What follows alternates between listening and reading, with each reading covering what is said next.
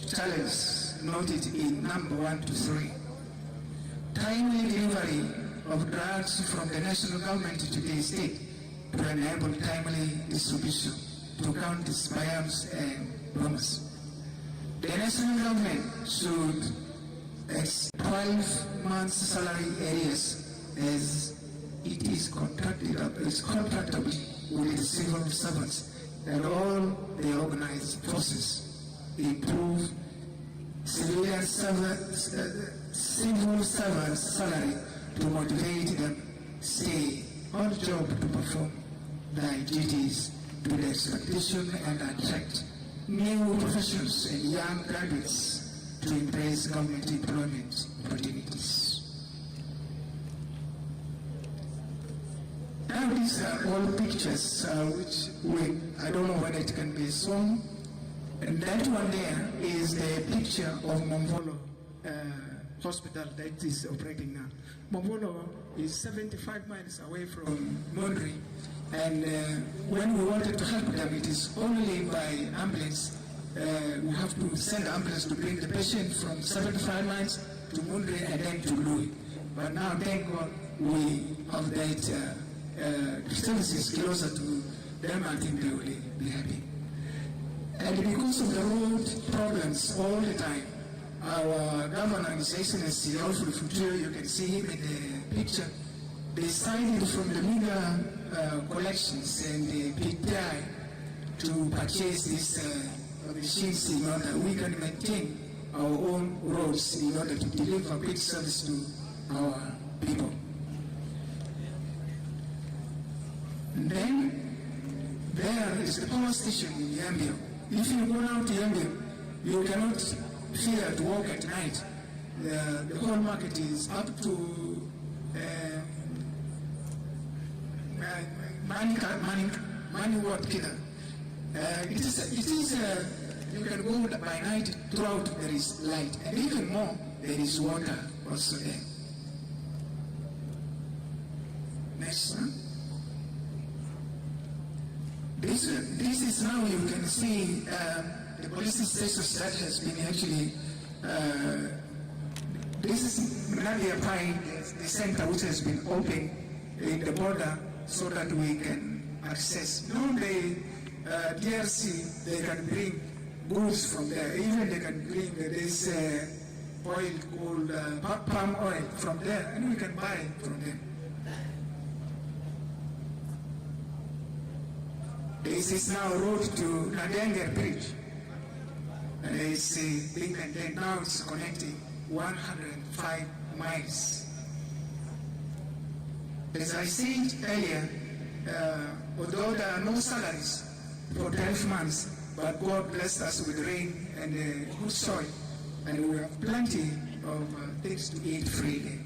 That's why you can see in the picture, these are cabbages, and you see pineapples are there, and we enjoy them.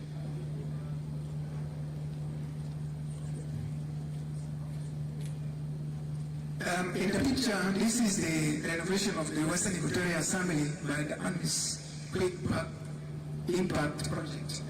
The number previously used to be very limited, but now is 100 members in the assembly, so it is difficult. So the government plus UNMISS took up upon them. They decided to increase this and they improved it for us.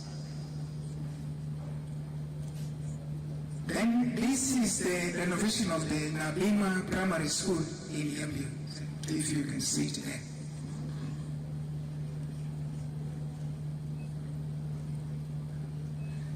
This one is more than 200 youths acquire skills in Yambio. Now they were trained. These are base, they can make it there, and many other things they learned good skills for self-employment. The Western Equatoria reconstruction road from Jambo to Yambio. See, that's another big part of the area. It is closer to cut us away from the capital if it's not made quickly. But thank God, the current organization company is working on it seriously.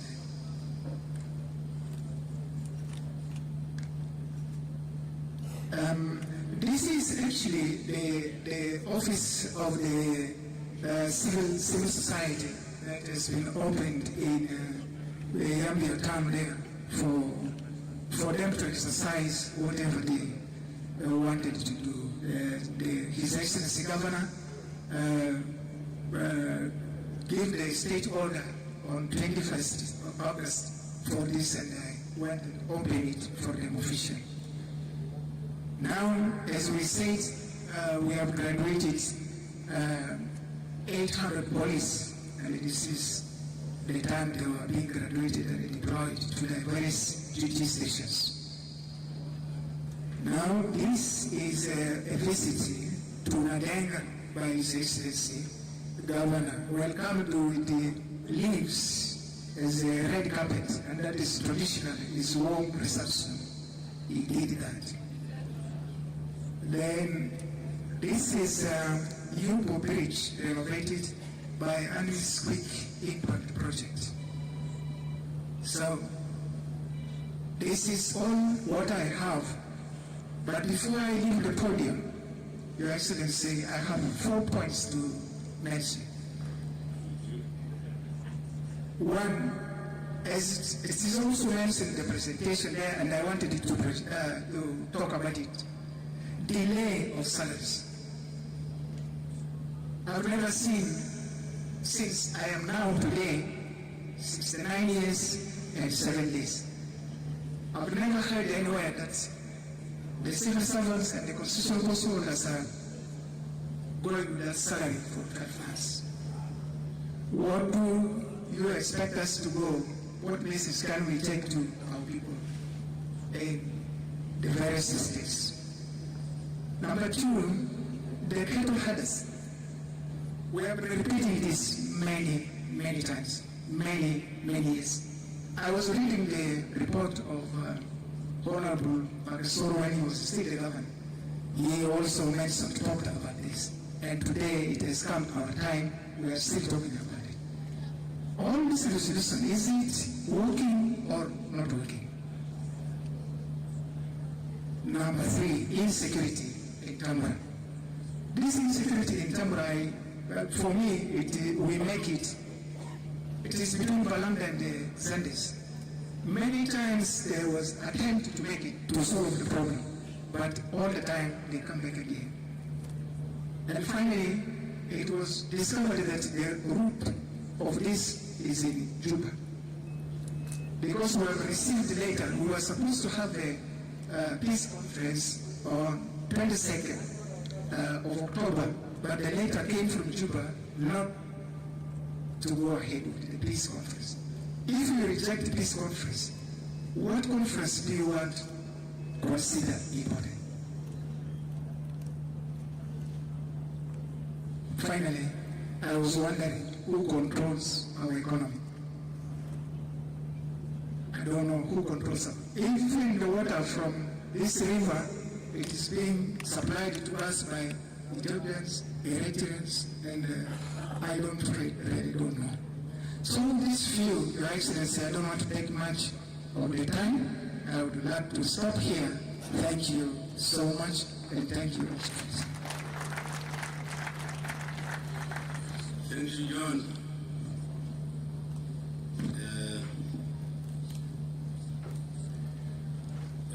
By this, we have completed the presentations from the states and the administrative areas. I want to give Deng, who is a member of the National Committee for Final Solution of ABA, a chance, 15 minutes inshallah, to tell us how they are going on, because the Deputy Chief Administrator had requested the forum to support them in two issues: appointment of head for the UNISWA, who would be political division, and final solution also. He requested. So let's give him a chance. Then we will Mulana.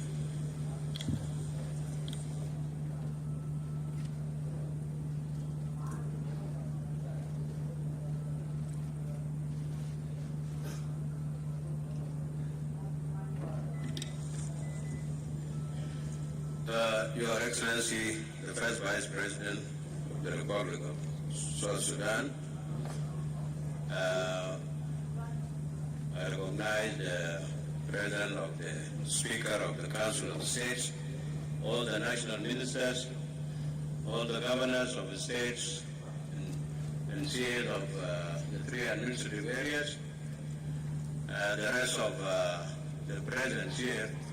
The protocol is observed. I have few maybe minutes to take you through on issues of ABI. But before I do that, I want to say that I'm standing here on behalf of my colleagues, the members of the National Committee on ABI's final status, and chief among them is our Governor of Central Equatoria, His Excellency Augustino Jadala, and other colleagues of mine are here. On their behalf, let me take you through some of these issues. I will not repeat much, but of course, there are some basic things that need to be told because not all of us have the same information. Let me start with the background. The issue of ABI started in 1905. It started by, it was a simple issue. The North Dinka are living at the extreme north of South Sudan, or extreme north of Barghazal province by then. And they were having problems. So when the British, who were in charge of the whole country, saw that these problems could not be solved by the governor of Barghazal province by then they decided that let this area, and actually together with the Tuj and the Ruing, were annexed to Kurdistan to ease administrative issues. That is for what they call administrative convenience. So that is how ABI became part of Kurdistan and later on part of Northern Sudan. Now, one basic thing you need to take from here is that it was the 9 North Dinka chiefdoms transferred and no Syria was transferred. This is basic, because there are claims whenever you mention the issue of ABI, some people jump into their minds the issue of Syria. But the issue of Syria was factored in by politicians. Now, underline this, it was the North Dinka transferred 1905 to Kurdistan. No Syria were transferred because they were already in Kurdistan. So today when people talk of a referendum that should involve Syria, that one doesn't hold water. It doesn't, there is no logic behind it. Now, the North Dinka later on, I will not go to the long history of how the North Dinka struggled throughout history of the struggle of South Sudan to get ABI back to South Sudan. Now it was tried in Addis Ababa in 1972, but it was not honored to give ABI people the chance to get back to their province, which is Barghazal. Now, during Naivasha, there is the ABI protocol. And you all recall that some elements were trying to say that we don't wait for ABI to... Some people wanted to sign the agreement, the CPA, without ABI. But Dr. John stood his ground and said no. Is it because there are few? But what about their contribution in this struggle?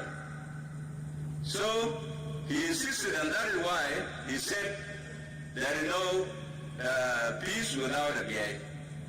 And this was the Americans to bring the American proposal, which is called the John Danforth proposal.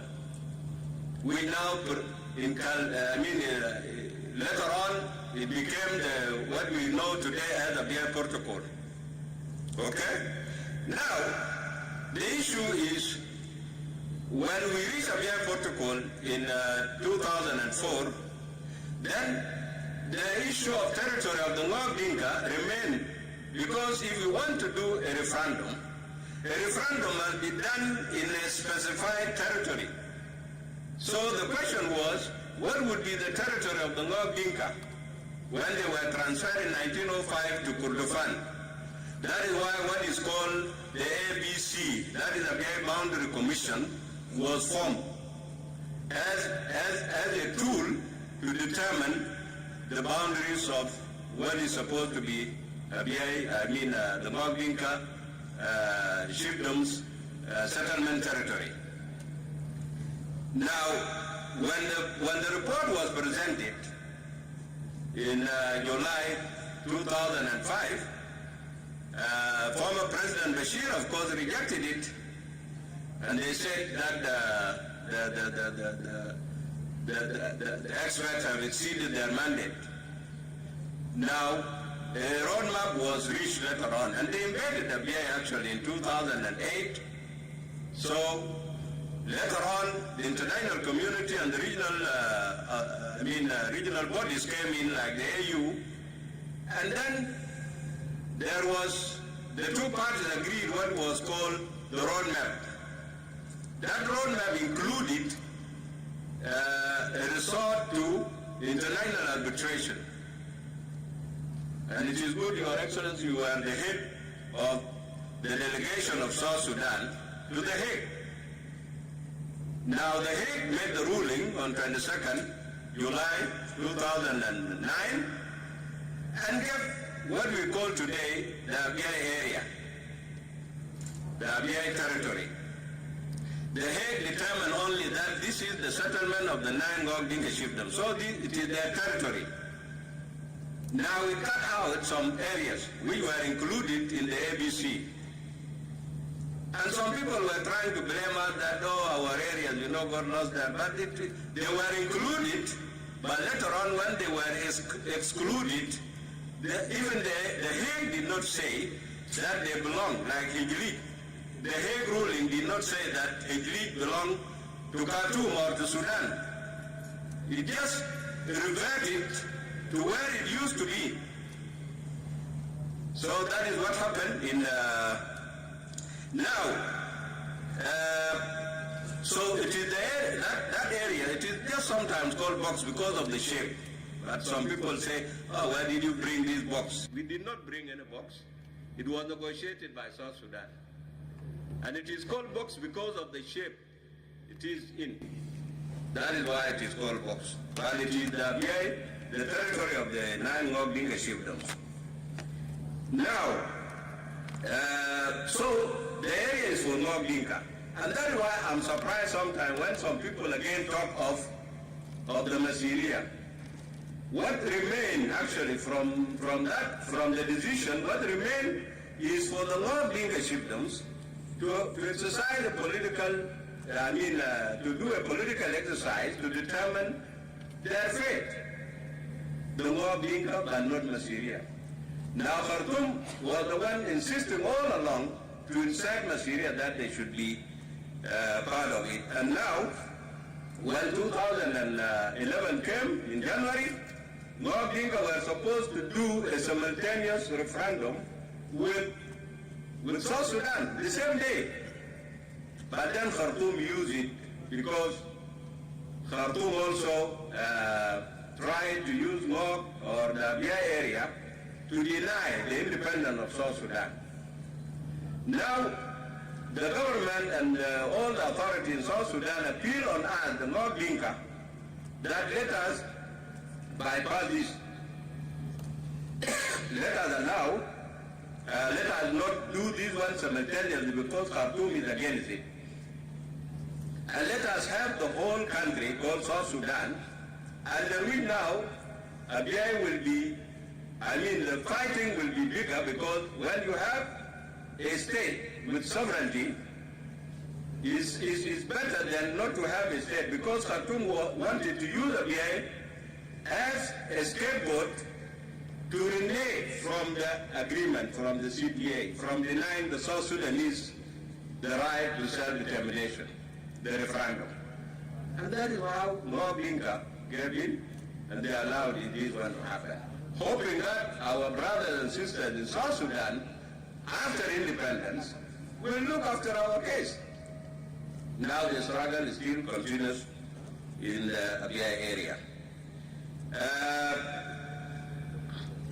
Now, the second invasion happened in May. In May 2011, Khartoum decided to invade Abyei because they were withdrawing the UNAMIS. There was this UNAMIS because Khartoum said, we don't want any UN forces in Sudan after South Sudan has exercised its own independence and is going. I mean, exercised in the referendum, they are failed and they are going. We don't need this UN. And Abyei was Area 6. Abyei was Area 6 in the system of UNAMIS. Now they had to close down everything. Okay? And therefore they decided to invade Abyei. I recall when those of Sadiq Amir, who was a Liwa, Barat, when he was talking that our forces now are marching in the forests of Abyei. And then he said, we know that the people there are not Sudanese, they are South Sudanese, but the area is what we are contesting. And this one, we need to bear in our mind what Khartoum one is not the people of Abyei, it is the area with all the resources that are there. So that is the point. But if we talk really legally speaking, that this area is determined by the international arbitration. Then what is it again? And they said that the people are not their people, they are South Sudanese. Okay?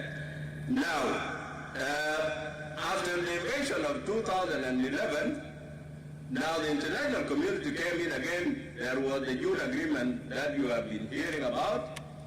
And then in the June agreement, actually, in paragraph 40, there is a mention of that if the two parties fail to do the referendum, then President Mbeki, who was heading AU-HIP panel, should come up with a proposal. And that is what he did when the two parties actually failed to do any settlement for the Abyei issue. Mbeki came up in 2012, in September, with his proposal. What he said in his proposal is that even before his proposal, on the 17th of September 2012, he wrote a letter. And that letter is there. These documents are there. He wrote a letter to both President Kiir and President Bashir.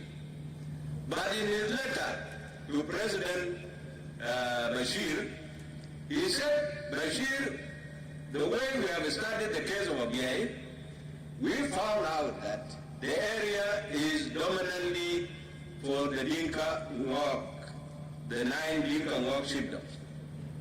And therefore, if we do a referendum, definitely they will vote for going back to South Sudan. Therefore, he suggested, that is in making, he suggested that instead of doing all these exercises, wasting resources, why don't we just do what we call a political settlement between Sudan and then South Sudan? Okay? Now, this one Bashir, of course, did not heed to, and we continued to have the stalemate. Okay? Now the AU, later on 21st, that is after like 3 days or 2 days, from 17, for 5 days or 4 days. Mbeki presented his proposal dated 21st of September 2012. And he said, the only people who will vote in this referendum are the Mobinka, because they are the one, or any other Sudanese who has permanent abode. Permanent abode معناه شنو؟ إقامة دائمة بالعربي. And another بصوته that's European, I mean that's المملكة بتاع Mobinka شبهم, and then أيضا Sudan. Sudan ده by then was فوق جنوبي وفوق الشمالي, who has a permanent abode. Like the other Sudanese who voted during the South Sudan referendum here. Okay? That is what was meant. Now, the AU accepted this one several times as the most workable, equitable, and fair solution to the Abia issue. These are the three words the AU has been using. But then again, Sudan, of course, did not obstructed the implementation of the Mbeki proposal. What Mbeki resolved actually is the statement on the issue of formation of the referendum for Abia. When I think Equatorial knows very well, when those of Ali Osman were saying we don't want a Dinka or Nuer to head this referendum commission, then somebody from Equatoria was brought up, I think later Janda, who was proposed. Said, okay, let us have somebody from Equatoria. Again they refused. Why they were refusing? Because by then the referendum commission was tasked to set the criteria for residency, who is going to vote. But this one was resolved by Mbeki when he came in with the proposal and he said no. It is the law leadership, the members, and then any other Sudanese who has permanent abode in Abia. So, and then he resolved the issue of the commission by saying there shall be a commission of 5 members, 1 chairman to be nominated by the AU, and then 2 members to be nominated by South Sudan, 2 members to be nominated by Sudan. That is the membership of the commission. Now, Khartoum did not, of course, agree. Okay? And we continued. Now, 2013, the North Dinka, because Mbeki mentioned October to be the date, October 2013 to be the date when the Abia referendum should be held. And he did not change that one. So the North Dinka, working on that, because the Khartoum those of Kerti were saying, we are objecting to this, and then they were asked, what is the point of your objection? Then they said, why doing the referendum in October? Then they were asked by the chairman of I remember I was in the hall in Addis Ababa. He was just asked, what is wrong with October? Then he said, by then the material will not be in the area. And then people laughed. He said, okay, if they are not in the area in October, then it means they are not permanently in the Abia area. Okay? Now that one went, and of course, the Lobbyinga exercised their referendum, and they decided by 99.9 or 0.8 percentage to join South Sudan. Now, that was the decision of the Lobbyinga in October 2013. Now, Khartoum immediately in their parliament said they rejected this. But there is something going on in South Sudan whereby people say this referendum was rejected by both Khartoum and Juba. It was rejected by Khartoum, I can say, but not by Juba. Let us put things as facts. Juba, South Sudan did not reject the referendum of Abia. There were few elements who were opposing, expressed their opinion that it is not being recognized, but it has not come because South Sudan has institutions, it is either the cabinet or the national legislature. Now, my appeal today is that the national legislature should express its opinion about the referendum of the North Dinka in October 2013. You cannot wait for Sudan. Why some people who talk that we will be disturbing Sudan? Are we advocates of Sudan? Are we here advocates of Sudan? Let Sudan be the one saying it. But you are a country with sovereignty. How can you talk this way? A country, sovereign country. You have your legislation. What Khartoum said, what Khartoum said did not anger us in South Sudan. So let us also let the people, and I ask this forum to recommend to the national legislature to again recognize this Abiy referendum 2013 because it will express the feeling of the South Sudanese as the people, not government. Now it is after that. Yeah, let us express it as the feeling of South Sudanese. Because we are sending wrong signal to the people of Abiy. When you are quiet about it, what are you saying to the normal citizen in Abiy? That you are not supporting him. But to me, who knows South Sudan and who has been working, who has been struggling during the liberation, I know majority of South Sudanese are behind the case of Abiy. But few are the ones confusing the whole thing.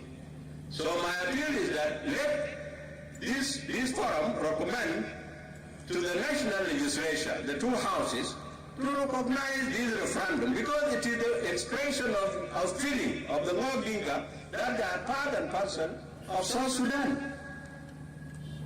Is there anything wrong about that? We will still pursue the issue of final status. But this one is stand as a way forward because we have now, 2015, our president established the Abiy Special Administrative Area, which is operating now like any, and I think the governor is here, the deputy governor is here in this forum, okay? He established it in accordance with the Constitution of South Sudan 2011, okay? Article 97(4). For those who want to have a legal or constitutional justification for this establishment order, it is there. Okay? Now, it was established when Bashir was still in power. Why he did not, and he was informed, and why he did not go to war. He asked the president, and the president told him, Bashir, last time in 2011, in May, you unilaterally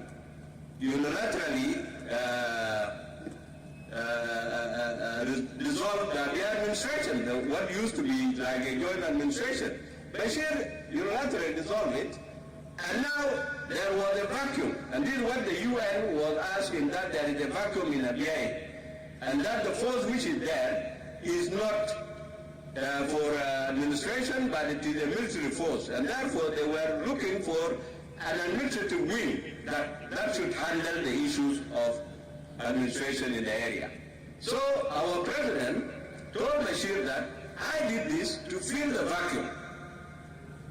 And actually, on the basis of that, in 2018, UN Security Council passed a resolution 2004-45, in which they said they first time recognized the Juba-appointed administration in Abiy. And this one even now is repeated. The last resolution of the UN is what I have here. It's 2760. It was passed just on the 14th of this month. It is still repeating the same thing, that UNISFA to work with the Juba-appointed administration in Abiy and with the Masiriya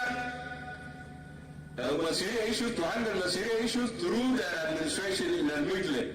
This is here in paragraph 19 for those who don't have the document.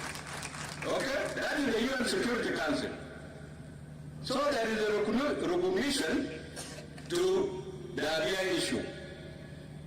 But when the people of Abiy do not see like sympathy or support from South Sudan, from their brothers and sisters in South Sudan, they feel that. And this is being exploited also by some of us. Those who want to... Your time has finished. Your time is finished. Okay, let me just put the recommendation. It's being exploited by some of us who want to exploit the frustration of our people, and they present some issues like interim arrangement or calling for self-rule. All these issues are not accepted in the Abia area. If some people think that this is the opinion of the North Dinka, that is not true. North Dinka opinion is very clear. The 99.9% of 2013 that are part and parcel of South Sudan. By way of recommendation, one thing will be, which I have talked already about it, that is the recognition of the referendum of 2013. And then I want South Sudan, currently Sudan, there is no government in Sudan. Let us be very frank. There is no government in Sudan. There are factions fighting in Sudan. Okay, and therefore, these factions now, it is, and that's why I've been telling some people that in the government that let us balance our foreign policy. Let us not be seen like leaning towards one of the factions. Okay? But we deal with those who can deal with us. Now, when it comes to the SOFA, I want this House to recommend to the UN Security Council and our government, actually, to recommend to our government to ask the UN Security Council to mandate South Sudan under the SOFA, which was signed between South Sudan and UN in November 2012. I mean, to give South Sudan to exercise full sovereign authority on the operation of UNISFA. Because like visa, how come you cannot say that Khartoum to issue visa? Where is Khartoum? There is no Khartoum now, there is Port Sudan. Where is Port Sudan? You issue a visa for somebody who will cross your border to the other side. But now our border, there is no Khartoum, the government which is Port Sudan is not on our border. Therefore, South Sudan should be given the full mandate, because under the two SOFAs, to allow the UN, the UNISFA, and all the contractors, the visas, and then they pass through South Sudan. Also, we are hearing that there are some UN agencies, and I wish if they were to be around, some UN agencies trying to operate, who are registered in Khartoum those days, and they were operating from the northern side of Abyei. They want to come and operate through South Sudan. That should not be allowed, because we are a sovereign country, and we have the same. UNDP is in Khartoum or wherever it is, but we have UNDP here, we have IBAM, we have so many, the same organization here. And therefore, the only thing is to allow South Sudan to do this one. Number two, I want UN agencies actually to give support to the Abia area, because people now are suffering. They are suffering, and they need services. For instance, let me echo what came in the report of the Abia administrative area, that the Athon, which is Kadian airport, should be operationalized. And actually, even the last Khartoum government did not have any much objection. They were even agreeing with us that we can use the national monitors who are in UNISFA to monitor the landing, who are those coming into the area. But that airstrip, it is not airstrip actually, it is an airport, but it is just tarmac which is missing, okay? So it needs to be operationalized. For the humanitarian services, I add this conference or forum to suggest to the UN agencies and to the UN country team to organize a donor conference to support the Abia area. Again, there is is a UN joint program which we came across. We reject that one because that one put the Masiria on equal basis with the Ngok Dinka in the area. And that seems to be is not true because, as I said earlier, the area is for the 9 Ngok Dinka chiefdoms. And if there is anything to be done for the Masiria, it should be done outside the box. Finally,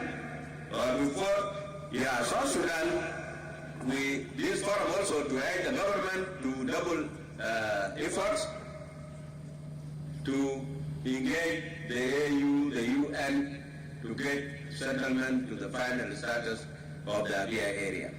That is what will make people suffering to disappear. Finally, we request also the government to support the Abia National Committee, which we call sometimes the Abia File, in its efforts to advocate for the case of Abia. Now, this committee is being constrained by so many things, including funding, whatever. So there is a need. We did a lot of efforts, but of course there is no time to enumerate them. But what matters now is that the committee needs support, and our government needs to push for the final status of the Abia area. Thank you very much. Thank you. Shukran ya Maulana. That you mentioned that the last move by Dr. Francis, that he wants an interim administration under the UN, is not being shared by all the mob. I hope that is true. I said I hope what your statement, we said the position of Dr. Francis is not being shared by all the mob. But we saw a committee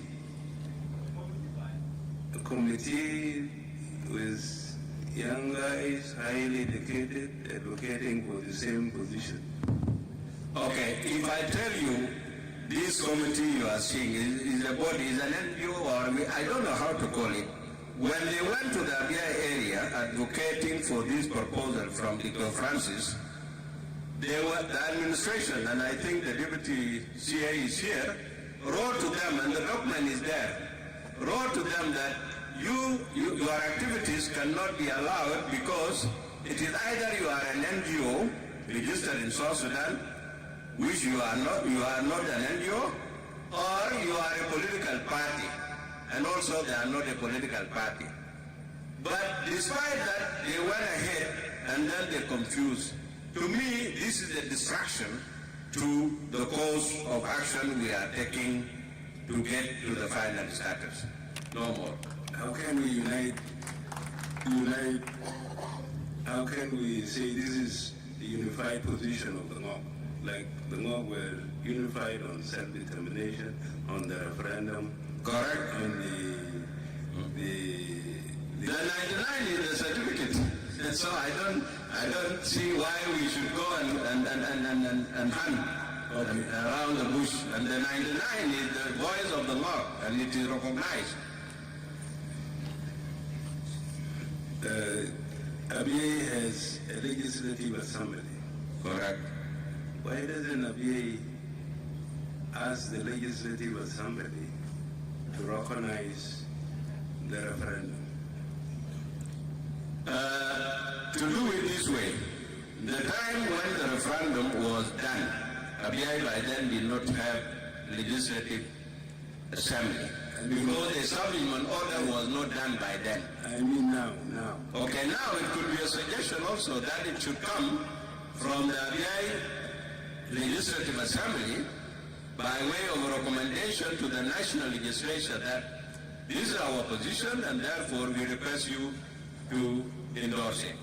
Because I think it's a process also, we can do it. If they did, the National Assembly here, the National Legislature here will only have to confirm it. No problem. I think we can do that one.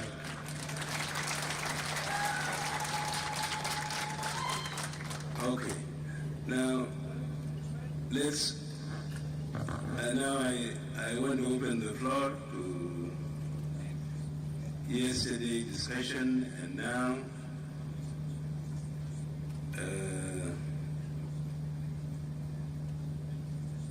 Yes. Governor of Jonglei, you want to defend yourself or? It's okay. But there's one thing I want to say. It's still, there is a government in Sudan. This cannot be denied. The statement of Vice President Abad was not correct. There is a government that is recognized by IGAD. It is in Port Sudan. But there is war. Two factions of the government are fighting each other. We know that. But officially, the Sudan in the last UN assembly was represented by President Burhan. So it is not as to say there is no government.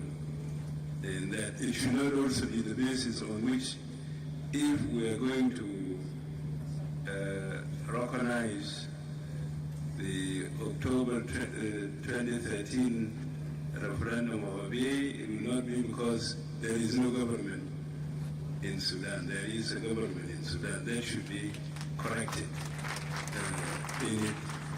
But the people of South Sudan have a right to state what they want to state, whether it's through a process, like the process I'm saying.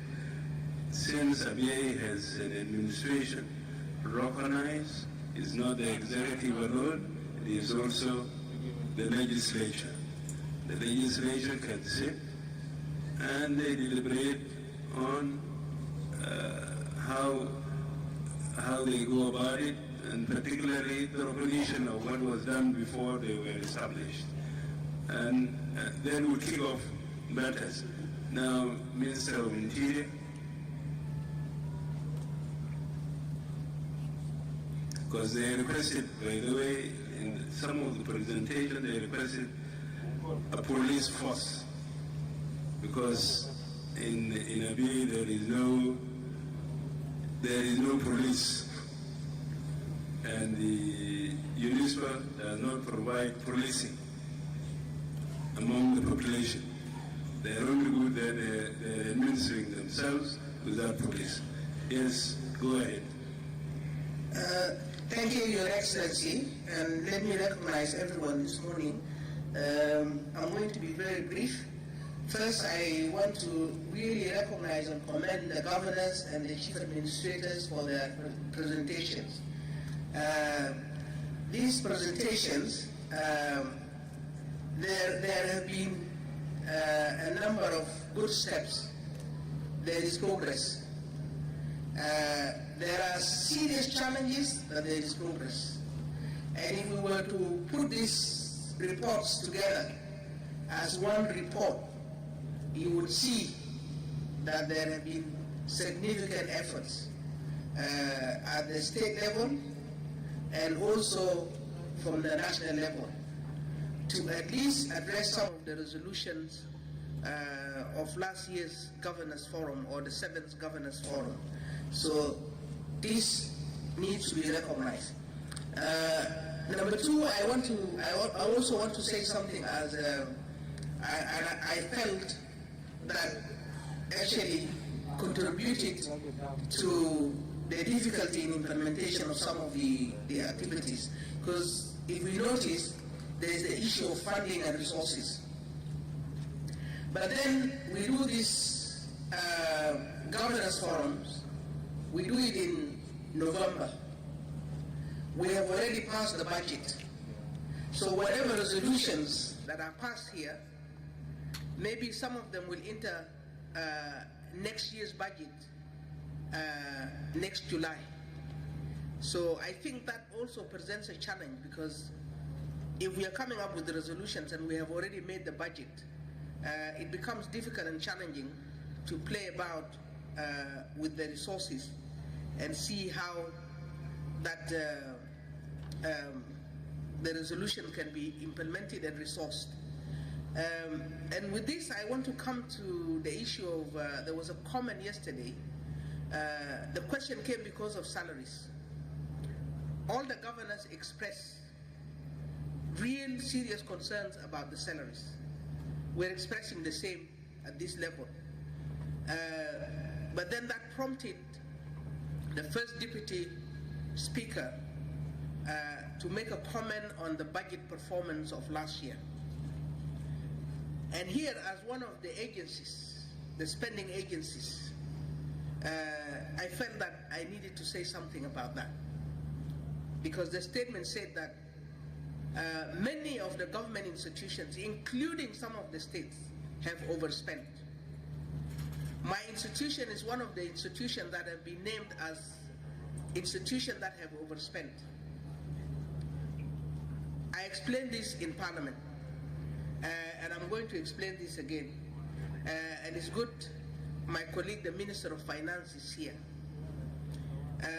It is our view that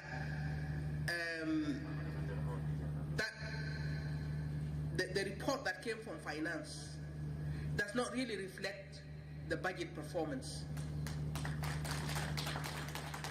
Why am I saying that? Why am I saying that? I'm saying that because some of the issues were highlighted yesterday by some of the speakers, and especially the presenters from the states.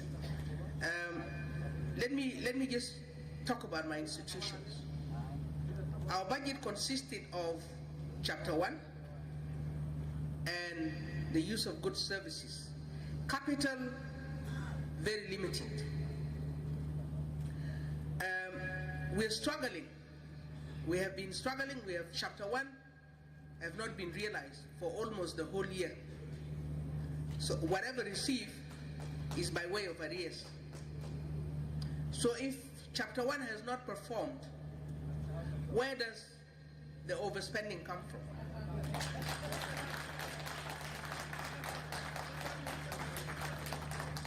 And Chapter 2 has not also performed as far as some of our institutions is concerned, because we're not receiving the funding for the use of goods and services monthly.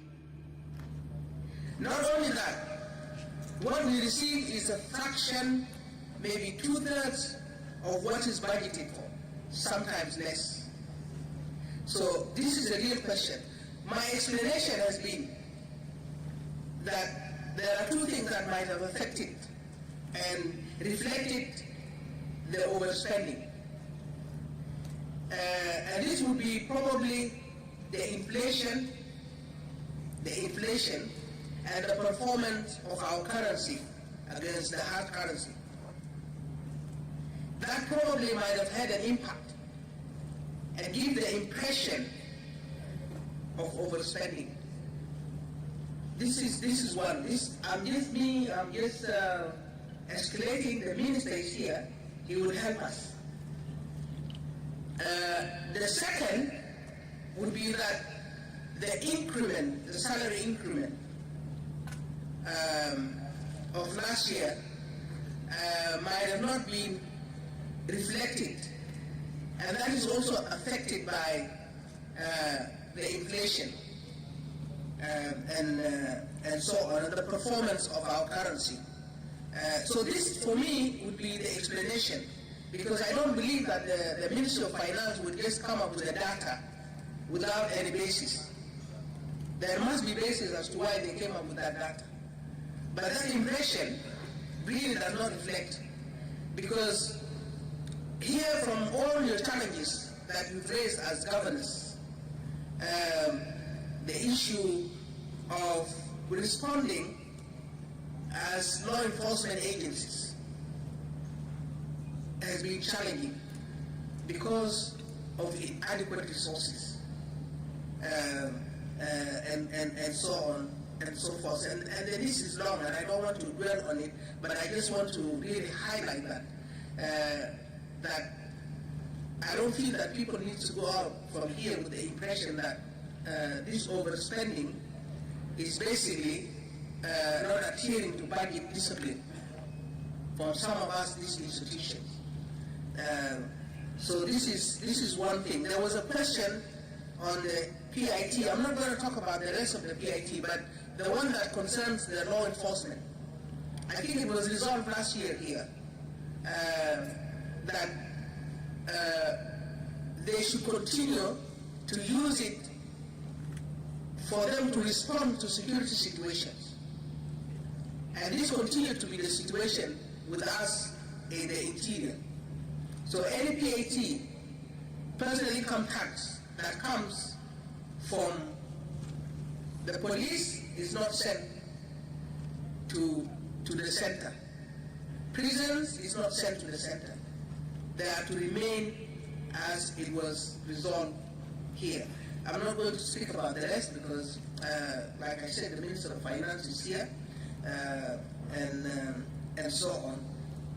Now, let me come to some individual things. And this is important because the sheriff just spoke now about a recommendation of the police.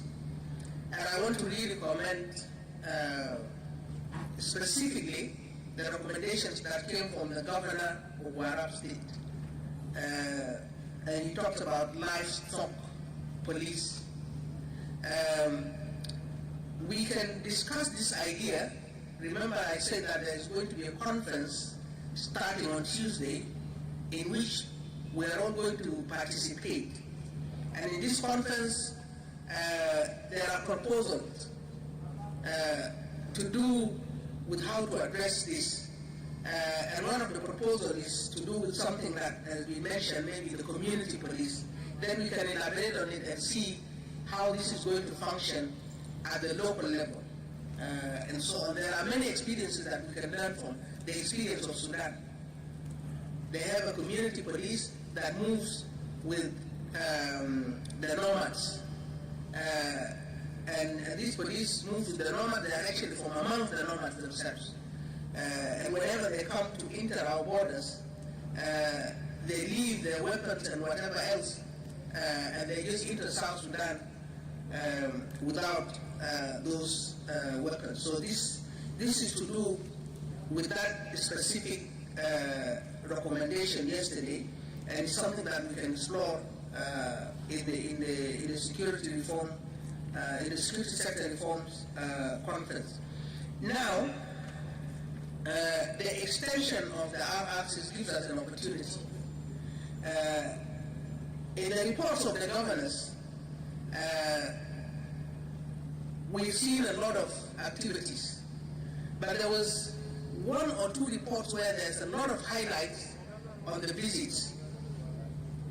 And I want to really say something about this. These visits are very critical and very crucial, because these visits are dissemination of the agreement and the peace agreement, and talking to the citizen that there is a new dispensation in the country, that they are expected to live in harmony, that there is an agreement that is being implemented, that we are going to be moving on soon. In 2 years, we are going to have elections, and so on and so forth. So I want to encourage the governors, because dissemination of peace should not be left to the national level alone and the peace ministry. It is a function with you, the governors and your commissioners, because the people are with you.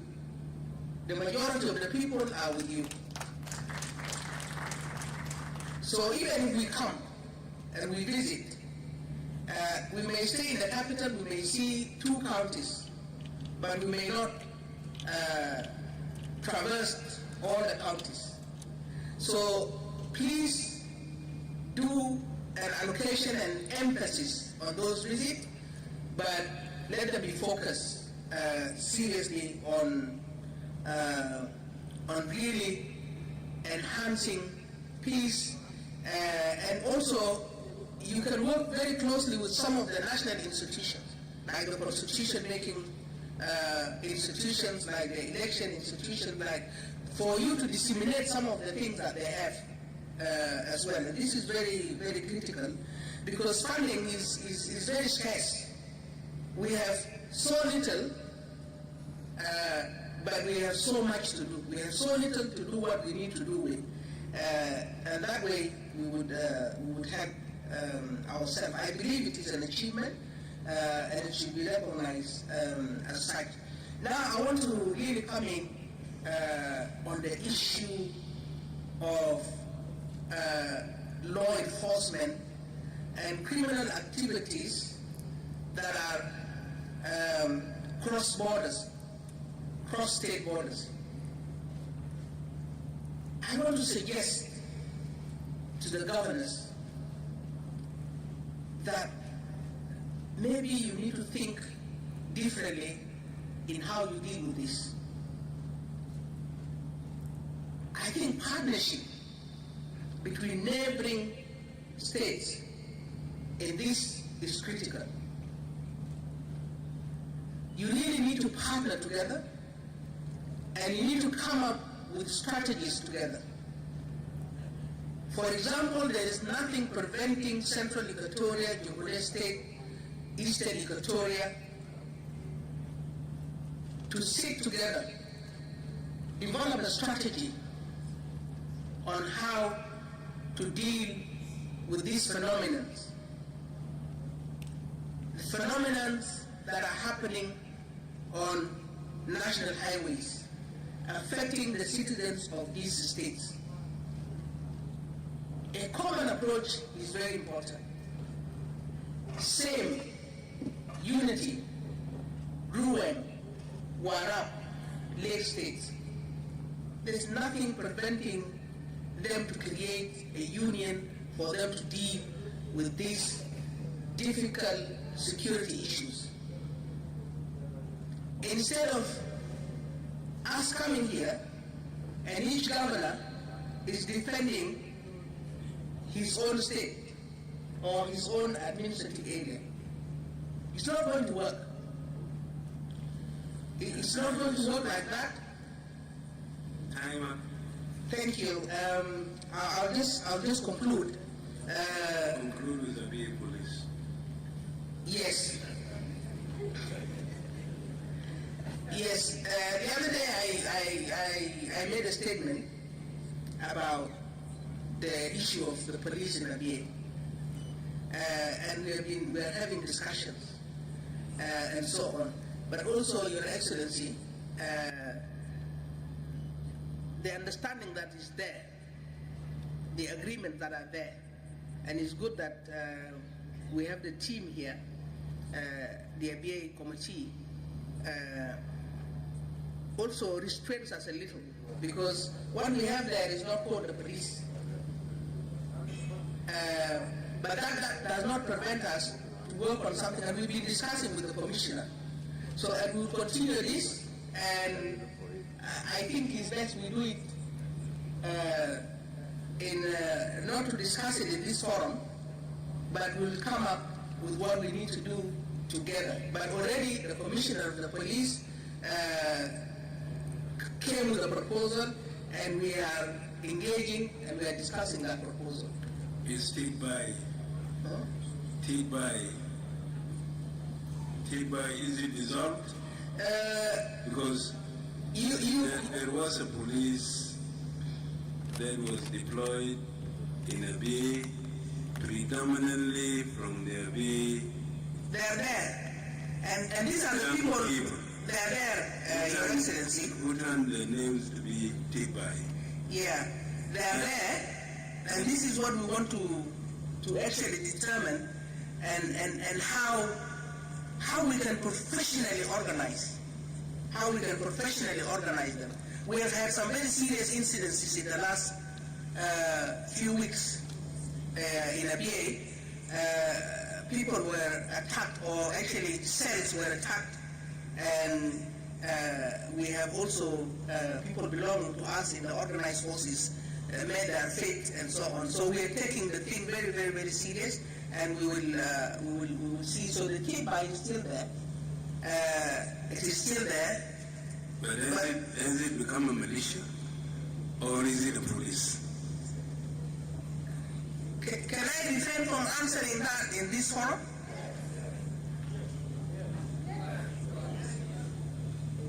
Or it will be answered by... No, the answer is with me, Your Excellency. Not with the... No, it's not with the Chief Administrator. It's with me. Even the Minister of Local Government is here. I also would want to refrain from answering that question because we are working on something, Your Excellency. Okay, so then I can say it has become a militia. Because it was the one involved in the conflict with the Twitch. It's the same problem we have in South Sudan, Your Excellency, and all of these issues actually is not just the Abyei one. If you recall, the governors here presented, and they said when we send the police to respond to a situation, if they find that the person there is their clanman or a relative, they shift and they become part of whatever conflict ensuing. Thank you. Thank you. Thank you. Well, I want to make a short summary on Abyei so that we don't have more discussions over it. One, can I make my summary? One, the president, when President Bashir dissolved the joint administration, there was no government in Abyei. Then President Salva held the special status of Abyei and formed an administration. That is May 2013. This has to be noted. Two, the UN has asked UNISFOR to work with the administration formed from Juba. That should be noted. Now, from our side here, say the Abyei community made use of the report of President Mbeki, which was the high-level implementation panel for Abyei. They made use of the report that by October, a referendum would be conducted in Abyei. The community took it on itself, I believe with financial support from the South, and they did their referendum. The result was the one you heard, 9.9.7. The administration of Abyei has been working with the UN UNISFOR, and there are resolutions from the UN about this, and resolution 2445/2018 and resolution 2760/2024. These are UN resolutions recognizing that administration. Now, we will not be wrong to say, let Abyei Legislative Assembly guide us on what would be done on the referendum that was conducted by the people of Abyei. So they should discuss it at that assembly, the Legislative Assembly. The recommendations that the UN agencies, we ask the UN agencies to provide services in Abyei. We should operationalize Athonia Airport. Now, we can call on for a donor conference on Abyei. Deployment of police, there was police, but the police degenerated during the mob. and Twitch conflict that the Minister of Interior should be able to handle. Now, the declaration made by President Bashir deprived, when we had made an agreement in the roadmap when the joint administration was formed, the resources in Abiy, the oil resources, were divided 42% to the south, 2% to Abiy area, 2% to Masiria, 2% to then southern Kordofan, which is now western Kordofan, 2%, Warab, 2% to Warab, then made it 50, and the other 50% was given to the government in Khartoum.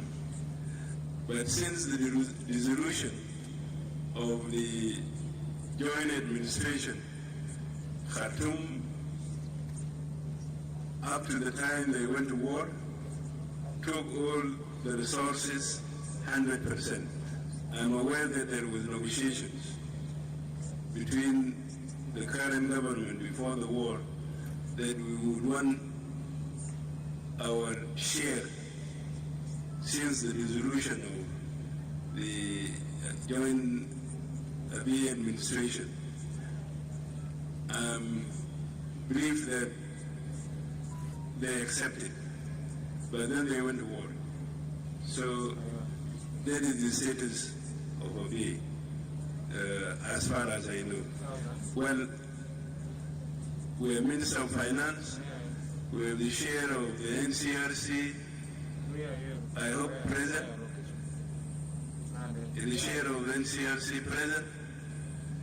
Now we should move, the Minister of Federal Affairs is present. So we move forward. I know we would want to discuss more, but while you are fresh, let us hear the presentations of these ministers, and will be concluded by the Minister of Finance who has joined us. And then we can discuss. So now it's Honourable Asuba to come and take the podium.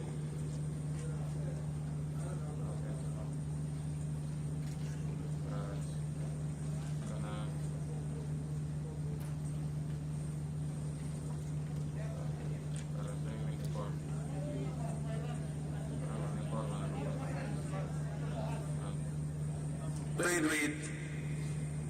Leave me, I'm the chair, you're not the chair down there. We go because if the Minister of Finance disappears, issues on federalism, constitutional making, they need finance, civic and political space, they need finance, they would be left in limbo because according the Minister of Finance should be the last, so he will afford to wait and listen to the complaints. And then we can discuss while he is present, so that some of you have overspent. 7 of you and the 3 administrative areas that have overspent their budgets can ask him, how did you overspend? Please, go ahead.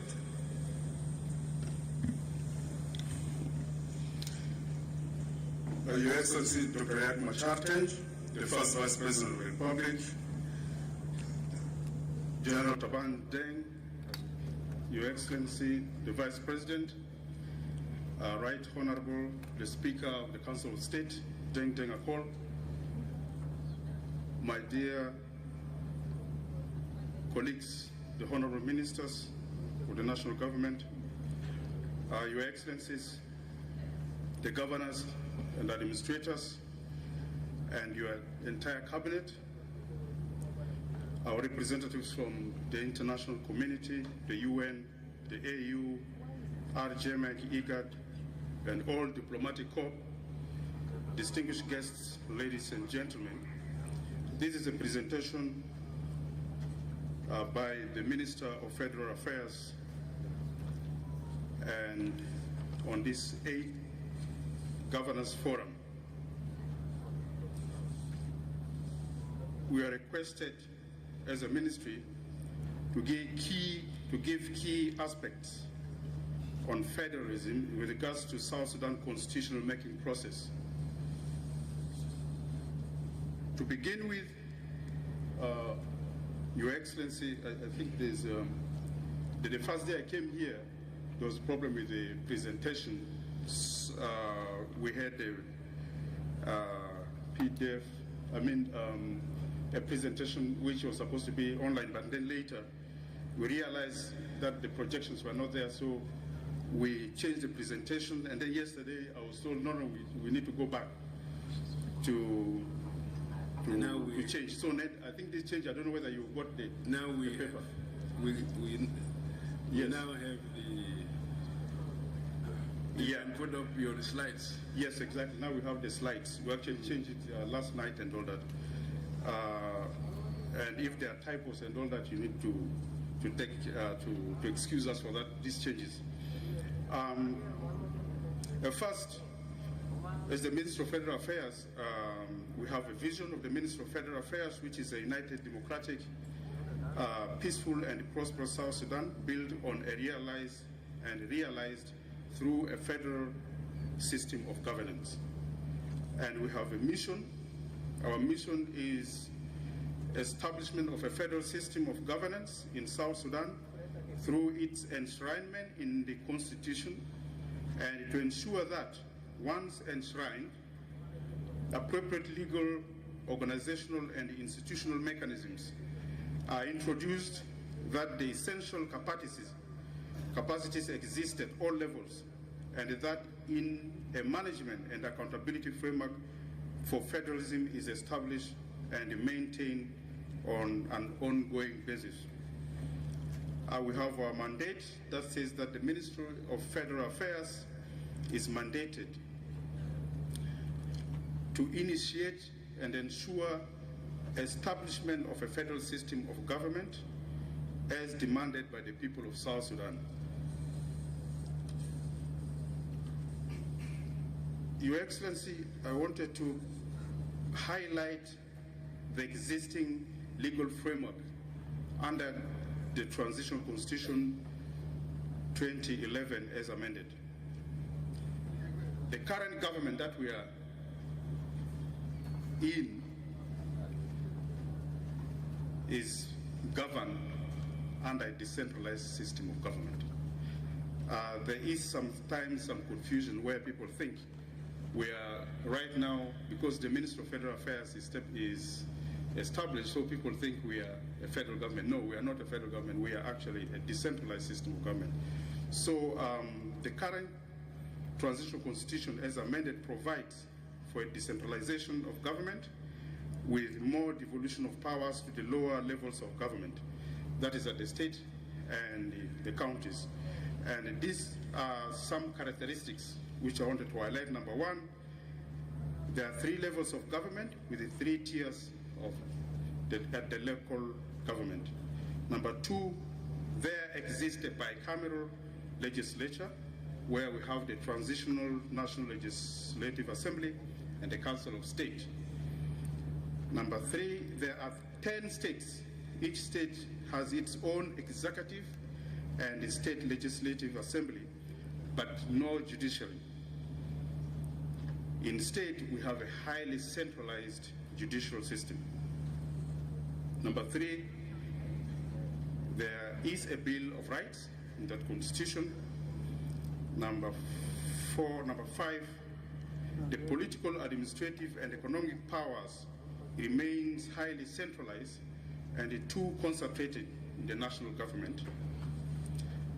Number 6, access to vital public services remain concentrated in the capital, Juba. I want to mention that. Number 7, there was an attempt, the policy of increasing the numbers of states and the counties briefly, which was introduced in 2015, agreement, whereby the 10 states were increased to 28 states and later to 32, but those have since been abandoned when we got the revitalized agreement on the resolution of the conflict of the Republic of South Sudan in 2018 was signed. So the country is now back to the 10 states and the 3 administrative areas. I wanted to highlight that we had a national dialogue which started in 2016 until 2020. The final report of the national dialogue held between 2016 and 2020 identified the root causes of the problems and the conflicts in the Republic of South Sudan, and recommended establishment of a new political system based on an integrated federal system of government. Your Excellency, the Ministry has developed key strategic goals, and for this matter there are 3 which I wanted to highlight. Strategic goal number 1 states that the Ministry has to introduce federalism in order to ensure peace, stability, and development for the people of South Sudan. Number 1, the Ministry has made steady institutional progress amidst financial constraints and human resource gap. This is very common because the Ministry is a new ministry and it has serious capacities that we had, but with all that, the Ministry had made some steady progress.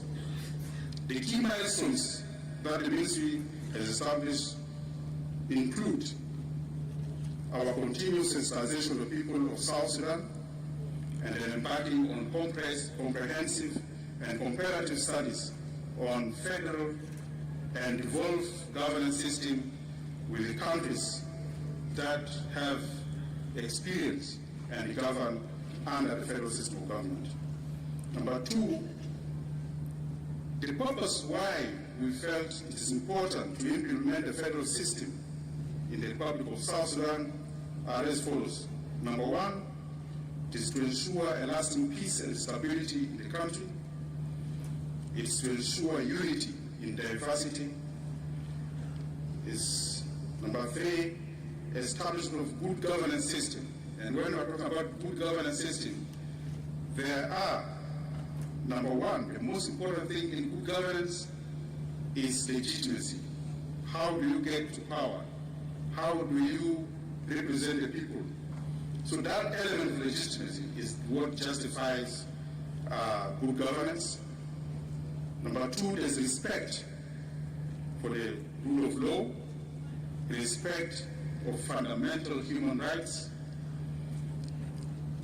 Number 4, there is the involvement of the people where participation becomes crucial in as far as good governance is concerned.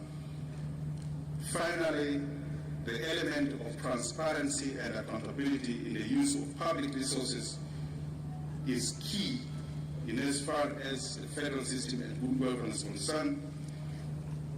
Still, the purpose, we're saying that the federal system will bring effective and efficient service delivery to the entire population through the self-governance model.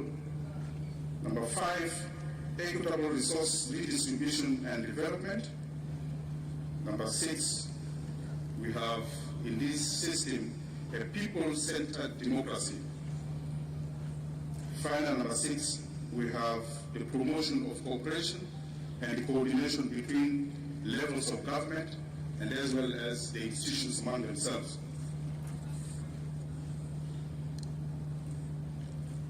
Point number 3, under the strategic goal number 1, the Ministry of Federal Affairs, despite budgetary constraints, has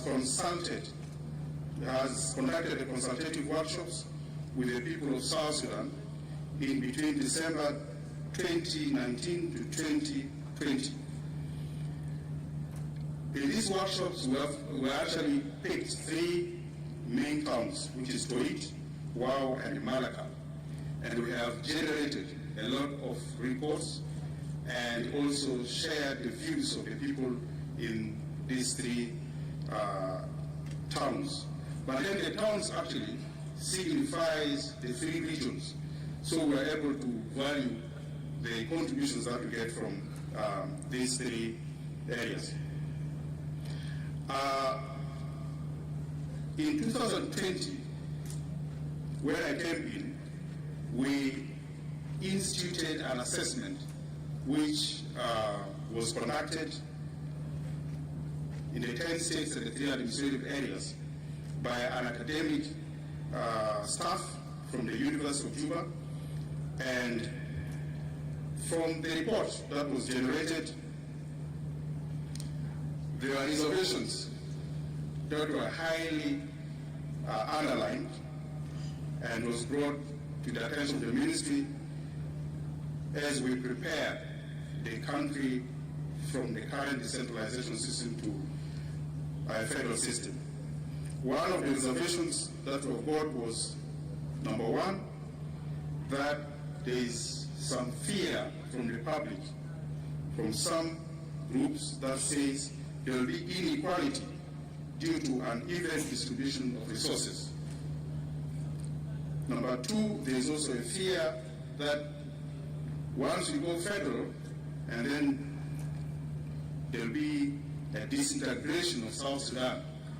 And this, I have to point, because the emphasis has been that if you go federal, and then equatoria region will opt to secede.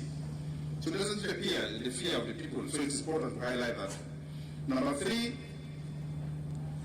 there is also fear that the counties and the states and their counties lack capacity. So once we go federal, because federal system of government means powers and resources are devolved to the lower constituent units. And the federal government, which is the national government we are sitting in, will have a very lean government. So most activities shall be at the state and the county level. So there is a fear that, the counties and the states do not have the capacities. The 4th fear is that the cost of running multiple levels of government will be high. But however, we address that after having research and conversation with the federal countries, as well as even the people, intellectuals here in South Sudan. We realize that with federalism, there are always mechanisms to ensure equitable development across the country through federal transfers. So that if there are states that are poor, you have the federal transfers that can go to fill that gap. Number 2, there are often adoption of federalism is often meant to prevent disintegration. This is simple because we have just gotten this country independent from the Sudan. So it's a simple example because you can take a number of countries in the world that opted to take a federal system of government because they actually do not want to disintegrate. Because the big challenge in any country is that when you concentrate powers and resources in the capital, you concentrate that. I used to hear one of our leaders sometimes here say, well, I can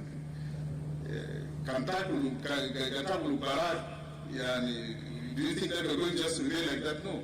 We need that, we should be able to share the food that we have. So the sharing is something that is very important. So the concentration of power in the center is very crucial. So it actually necessitates the issue of disintegration. So when we're talking about federal system, it's actually a solution to address the issue of disintegration so that the country does not disintegrate.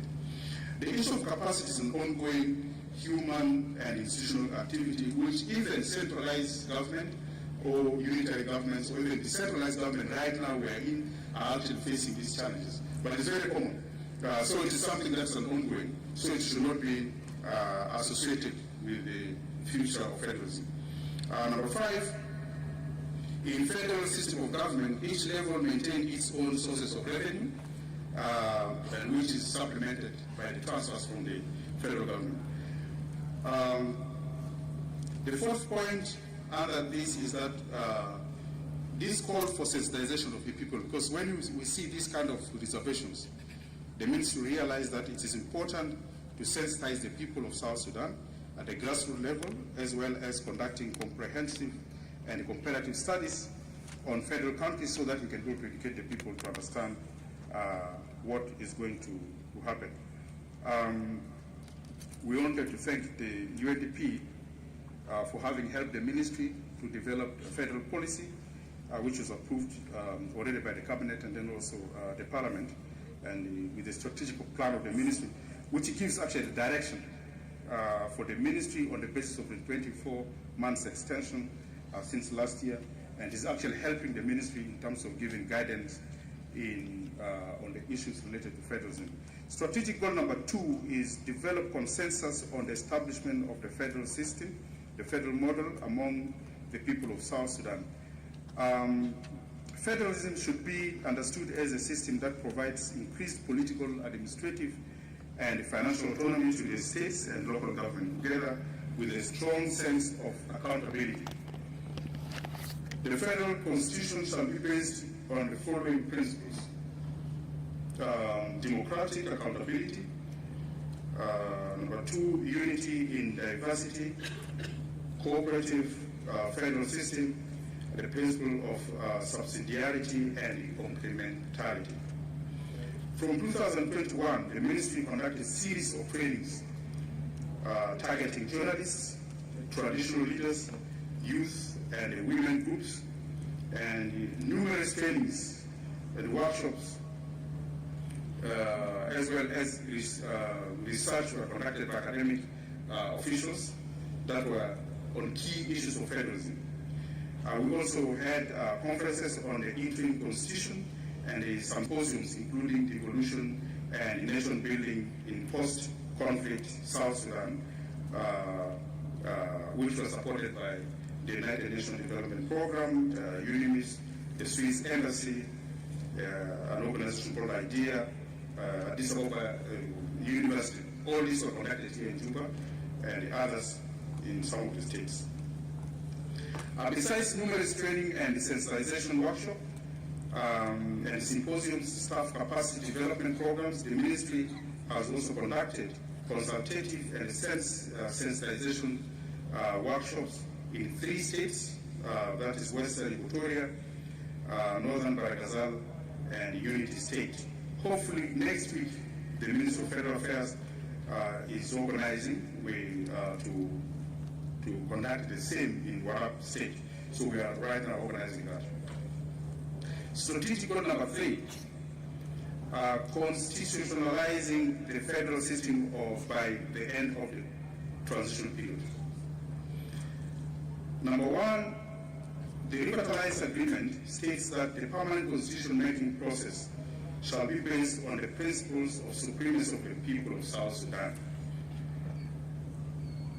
That's indicated in Article 6.2.1, and is laid out in the Constitutional Making Process Act 2022. The legal mandate of this strategic goal is to initiate a federal and a democratic system of government that reflects the character of South Sudan in its various institutions taken together, guarantees good governance, constitutionalism, rule of law, human rights, gender equity, and the affirmative action as found in Article 6.2.2 of the R-ARCSS. All these are aimed at guaranteeing peace and stability, national unity, and the territorial integrity of the Republic of South Sudan, which is also found in Article 6.2.3 of the R-ARCSS. Therefore, in collaboration with the National Constitutional Review Commission, other government agencies and the development agencies, the Ministry of Federal Affairs shall ensure the expected new and permanent constitution establish a strong federal structure with a full devolution of powers and resources to institutions and each level of government accordingly by law. The federal system envisioned must have very lean federal government with the main task of defense, security, and setting strategic policy for socio-economic development, while management and delivery of social services go down to the states and local government. Number 5 is, once we have a federal system of government, constitutionally, the following challenges are going to emanate. And one is that we're going to have a challenge in regards to our institutions, our legal frameworks, even in terms of resources, both human and financial. We shall have challenges in terms of intergovernmental relationship. We also are going to have problems in terms of an arbiter and umpire who is going to be a referee in case there is some disagreement between levels of government. Now, in order to address this, we've realized that it is important to develop a strong legal instrument with the following, not limited to these 5 which I'm mentioning. Number 1, we need to have a federal constitution. Number 2, the states' constitutions revised. Number 3, the Local Government Act. Number 4, the Intergovernmental Relations Act. Number 5, we need to have a strong Public Finance Management Act in order to address these challenges that we are going to face once we transition to a federal system of government. The way forward in supporting the permanent constitution-making process, with the experiences gathered from federal countries, the ministry is organizing a national conference on federalism to deliberate on the South Sudan federal policy blueprint that shall inform the permanent constitution development committee. Your Excellency, we are right now actually in the process of conducting this probably after the security conference, which is expected next week. I think the other week immediately we wanted this conference to be conducted before the end of the year because it's very crucial. And we are right now talking to the Minister of Finance to see how to fund that and to ensure that the governments participate in that because it's actually about the future of the states and then the counties. Federalism in the case of South Sudan is not, and I want to make this very clear, that federalism in the case of South Sudan is not to abolish the current decentralization, but rather this is a transition to the highest level of devolution. This process started from the experience of the unitary system that we experienced for a long time in the Sudan and many African countries as well, which is the centralized system. We have moved from that time to decentralization, which we know I think was promulgated during an administration time in 1982, which caused the issue of the famous issue of corpora, and I think there are some still people who still live in that hangover, the corpora thing and all that. And we are now moving from decentralization. In the next constitution, the next government will be presiding over a federal system of government. This means powers and resources shall be devolved by law and well-established mechanisms to lower levels of government to guarantee political, administrative, judicial, and financial autonomy to the states and the local government. The importance of federal system can never be underrated, Your Excellency. Federal system promotes constitutional democracy and a high level of popular accountability and transparent use of public resources. And I heard that from the presentation of the governors. That is actually, they have concern. This is one of the presentation in reference to the judicial system. Others are saying, they even do not have even judges in the counties and all that. And that's a real cry because that is what we wanted to solve. by establishing the system, because in the federal system you have all these institutions involved, not centralized. So it's a system that brings citizens closer to its government and hold individuals holding public positions accountable. It is a system that promotes equitable distribution of public resources constitutional. Through research and consultation, the ministry developed a federal policy which acknowledges 3 levels of government and 3 tiers at the local government. That's why we say we actually are transitioning. And if we realize that there are certain structures in the decentralized system that fits the federal arrangement, we're not going to throw it away. That's why the agreement says we need a federal system that reflects the character of the people of South Sudan. The policy supports an executive arm and a presidential system in a federation as opposed to parliamentary system due to many factors. This includes the issue regards to stability. We wanted stability in this country, low cost of running national governments. Want to reduce that. Also wanted to promote national unity once we establish the system. With a rich and diverse culture, the people of South Sudan prefer the federal system that holds us together for a stronger union in order to build a strong nation state. The federal policy advances a strong intergovernmental relation mechanism to support harmony and the collaboration between levels of government and institutions. An independent institution, the system of bicameral legislature constitutes the structure of the federal system, which is envisioned in the permanent constitution development. An independent judiciary, federally structured down to the county levels, is also one important aspect of federation.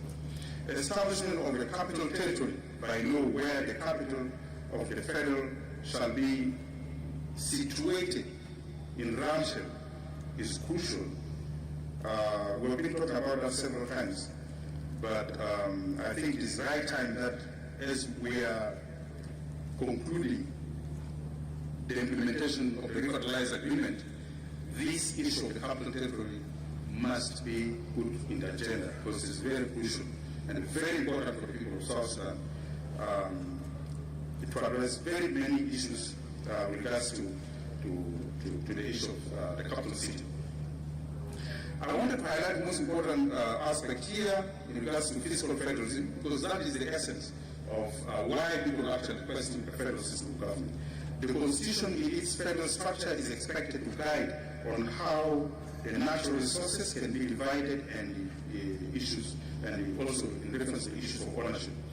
So we have issues with regards to revenue responsibility. The principle of economic efficiency, horizontal equity, and the provision of basic services to all people, regardless of their place of residence, control of unhealthy competition, and demands for economic stability and free movement of goods and services is very crucial in making decisions on how revenue-raising powers are divided. Your Excellency, I wanted to say in this paragraph, it is important for governors and all our leaders to know that when we move to a federal system of government, this is one country. It's not going to be independent states whereby we are cautioning in terms of revenues, because there are situations where we've been hearing some states would introduce unlawful levies and taxes. For example, if one person crosses from one state to another. So this, in the federal system, has to be more harmonized, because the people can move from any state, from one state to another, but then any taxes or revenues that are collected are based on law, which are passed and are agreed on. So each state has its own definition of the taxes that they are entitled to, the same to the counties, the same to the federal government. We have also the issue of borrowing, whether the states and the counties are allowed to borrow, and whether they are allowed to borrow externally or internally. So these are issues that are crucial in as far as federal fiscal federalism is concerned. There is also the issue of sharing revenues.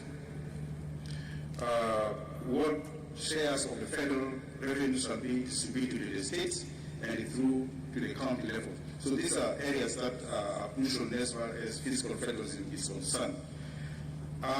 In order to address some of these questions that we have raised above,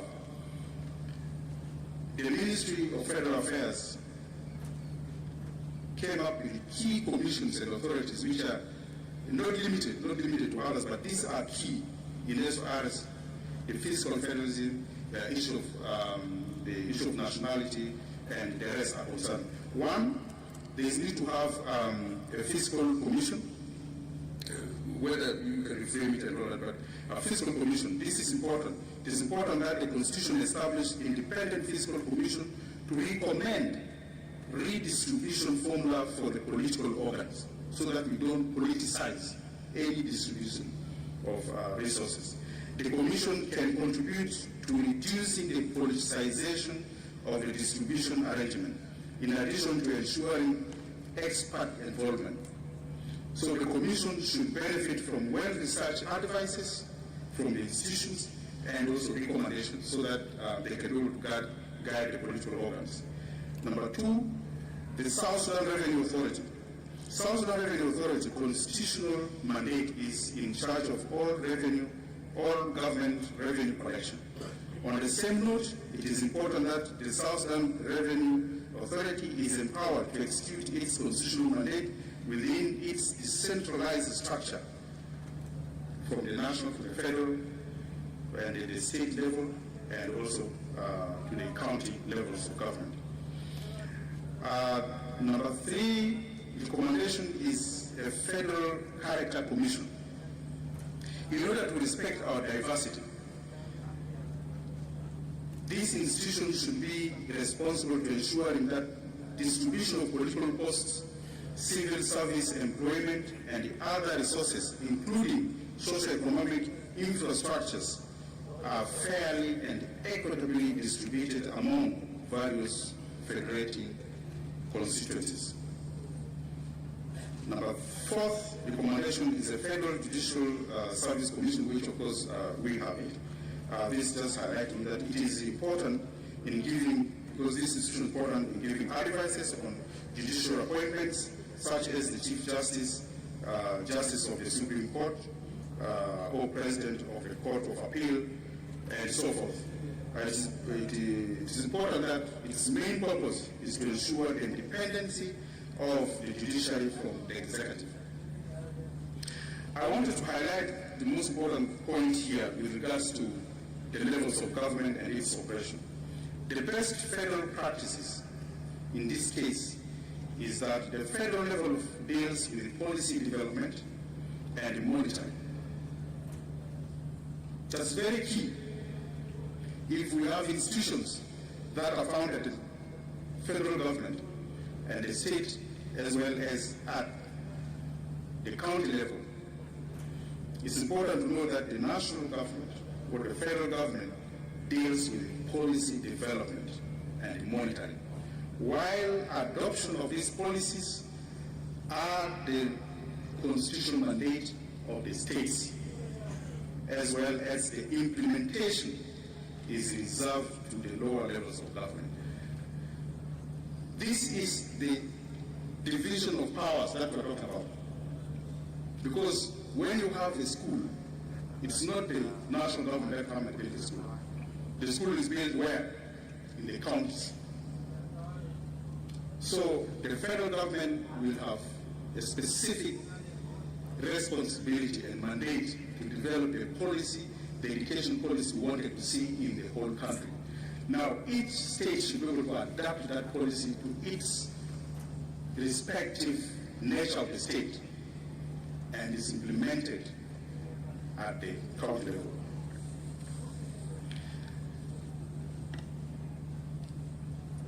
Excellency, I wanted to highlight about the current fiscal allocation policy. This is important to note because the revitalized agreement has given the Ministry of Federal Affairs and the revitalized government, transitional government, a specific responsibility. And this is found in Article 4.11.4 of the agreement that states that the revitalized transitional government of national unity within 3 months of the commencement of the transitional period shall work out wealth sharing and revenue allocation in line with the agreement on the devolution of more powers and resources to the states and the counties. And that is the responsibility that the Ministry of Federal Affairs did, because that is the task that the agreement has empowered us to do.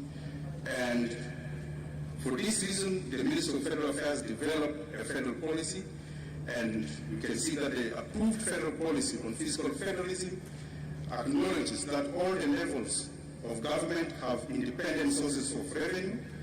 Those sources will be supplemented by the transfers from the federal government to the states and the counties. Since the federal government has the major sources of revenue such as the oil, some minerals, and customs and immigration and others. So the policy recommends that royalty shall be charged at 15%, deducted before redistribution. In this regard, the national sources of revenue based on the annual budget allocation are as follows. Number one, the federal government, which is the national government right now, retains 60%. The states should be able to get 25%, the local government 15%. This is in line with the agreement, and this is a policy which is passed. So I'll be expecting actually the governors to tell us how much percentage are they getting based on these policies. And the Ministry of Federal Affairs have tried, because of the challenges of the challenge that we go through. We are supposed to actually educate the states on this so that they know their rights and responsibilities and what actually the agreement has brought in as far as this particular article is concerned. But that does not mean that we're federal. This time we're not federal. We are, all the challenges that we are highlighting, these are the challenges faced under the decentralized system of government.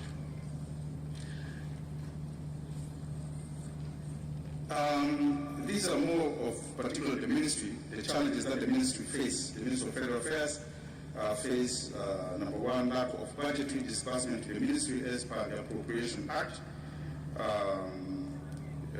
It's very crucial, and that has actually impeded a lot of programs, a lot of activities that we are trying to do. Number two, no government office, we don't have an office. This is creating serious setback in the performance of the ministry. As the ministry, all the time we struggle with accumulated arrears to pay the rent that we have. And I wanted to say that the Ministry of Federal Affairs is the only ministry at the national level with only one official cap, a minister. So that's one thing which is particular for the ministry. So if you see the ministry not extending its movement and activities, it's because of these constraints that the ministry faces. So it's not only the states that are complaining, but we also have serious constraints here at the national level. The way forward, number one, presentation of the South Sudan blueprint on federalism in the upcoming conference, which I said we wanted to conduct it immediately. In as far as concerned, we wanted to ensure that we have it before, after next week. We wanted to have it immediately, before the end of the year. Number two, we wanted to continue to build the capacity of the three levels of government in a way to complement each other. Number three, establishment of federalism in the permanent constitution and the other legal frameworks. The ministry will continue to support the National Constitutional Review Commission with regards to that.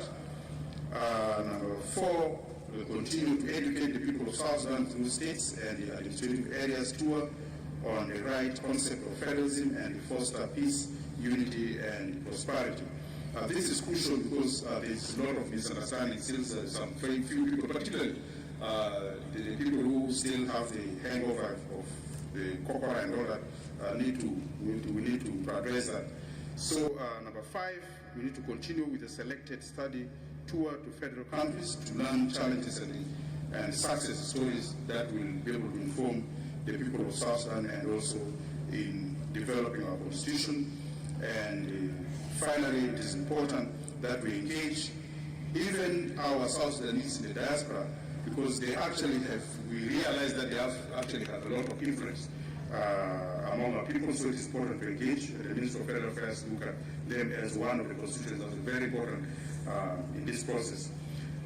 In conclusion, this 8th Governors Forum is conducted in a critical moment where there is a clear laid down roadmap to navigate the country to permanent peace through laying a strong foundation for a strong constitutional democracy and a federal governance system. It's worth noting that Governors Forum is important in a federal system of government because it promotes the principle of collaboration and complementarity. It further eases the process of efficient and effective service delivery to the population in a transparent and accountable manner. This Governors Forum is significant as we jointly unite and galvanize a strong political will by agreeing to implement the remaining tasks of the revitalized agreement on the resolution of the conflict in the Republic of South Sudan in order to usher a peaceful transition to a fully fledged federal republic. On this note, I thank His Excellency the President, His Excellency the First Vice President, Dr. Machar, the chair of this forum, all members of the political parties to the agreement for the leadership shown at this critical time in history, a momentum to be maintained and nurtured. The Ministry of Federal Affairs has clear work plan. Will continue with research and documentation, study visits, states and administrative areas visits, public sensitization, and the validation of the South Sudan Federal Blueprint through the National Conference on Federalism to be conducted immediately, which only needs to get budget support in order to guide the country to the best federal model and a structure that shall ensure peace, stability, and prosperity for the people of South Sudan.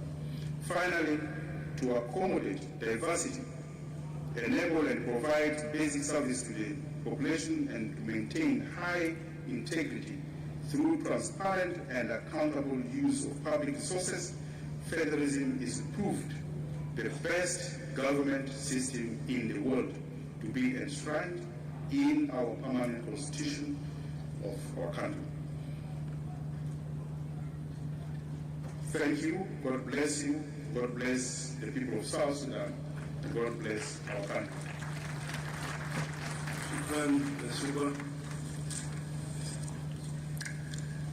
Now we'll have 2 presentations dealing the same one topic, constitutional making, the people-centered constitution. Honourable Augustino Jadala Wani, Minister for Justice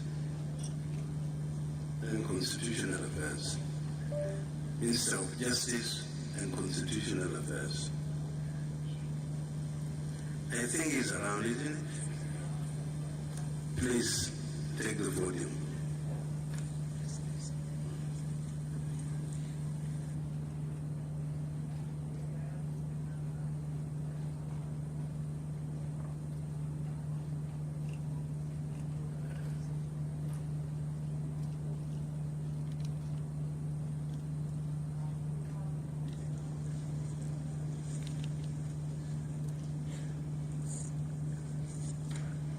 Assalamu alaikum.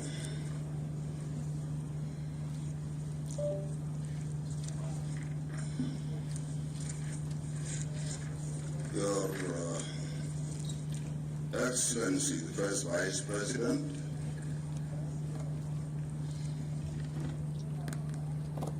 With your permission, I have about 16 category of groups to be recognized. May you allow me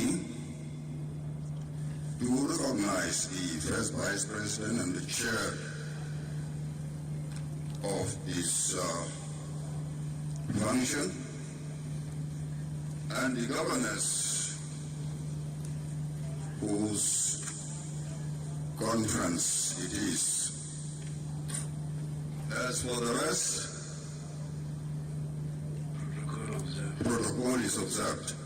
Okay. Thank you. Your Excellency,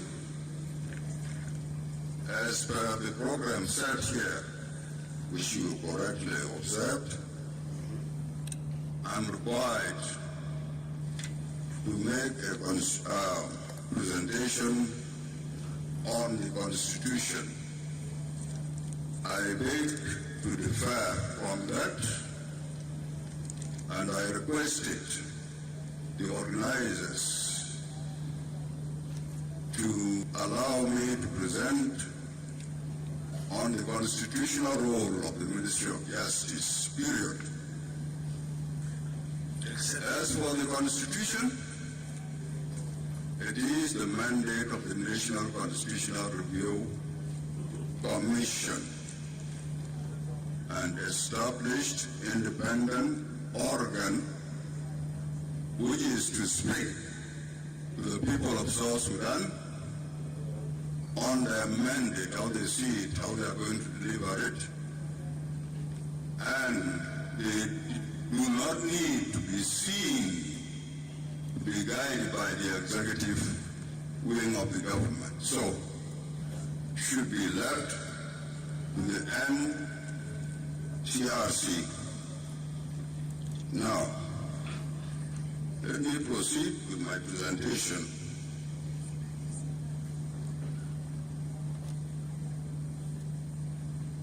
The Minister of Justice and Constitutional Affairs is established by the Constitution and the Ministry of Legal Affairs and Constitutional Development Organization Act 2008.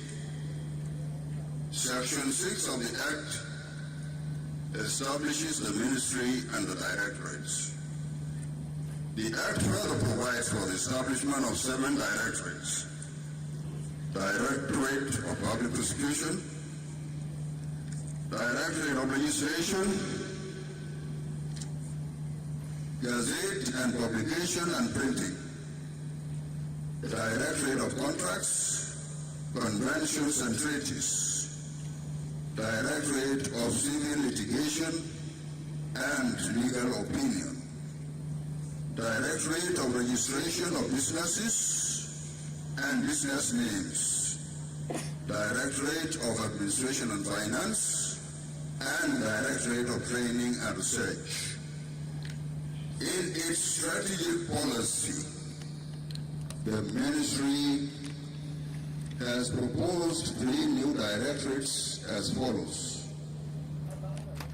Directorate of Inspection, Quality Assurance and Reporting, Directorate of Conventions and Treaties, Directorate of Human Rights and Legal Aid Unit.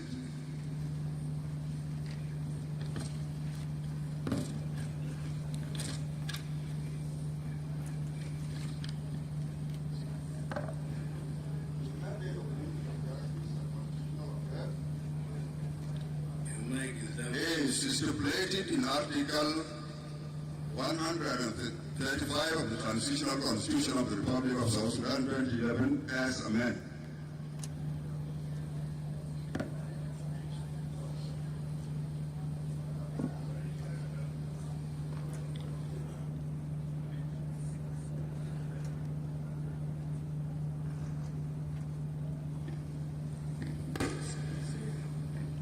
Right.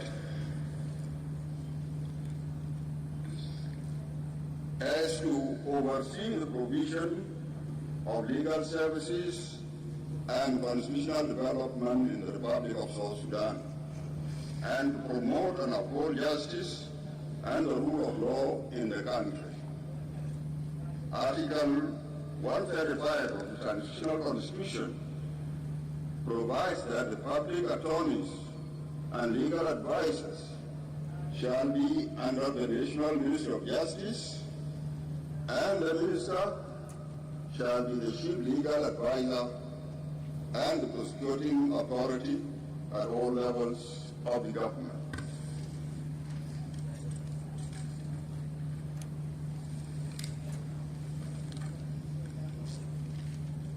All public attorneys, that's the mandate.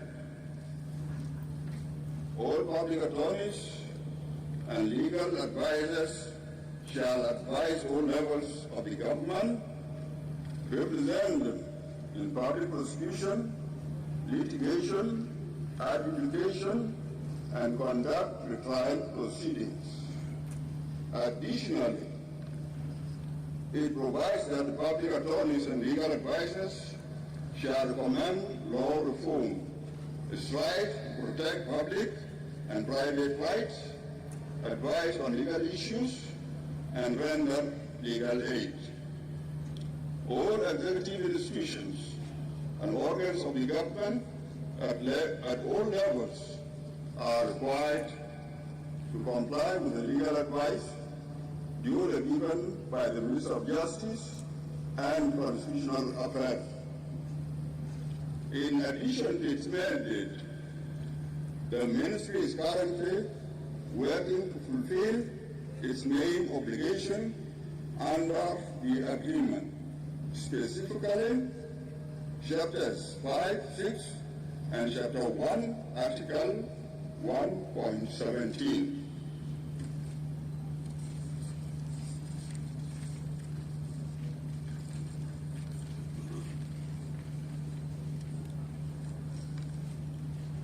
The Ministry is charged by the Constitution to uphold promotion and protection of human rights through monitoring and combating of human rights violations and abuses.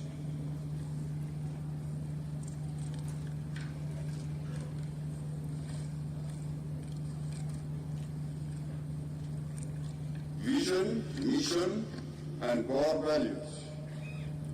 To attain a fair, impartial, effective, efficient, accountable, and responsive legal system in the Republic of South Sudan.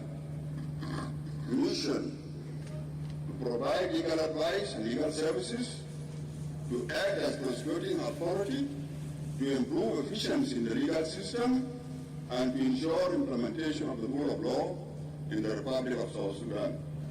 Core values: accountability, transparency, efficiency, impartiality, confidentiality, integrity, professionalism, and partnership.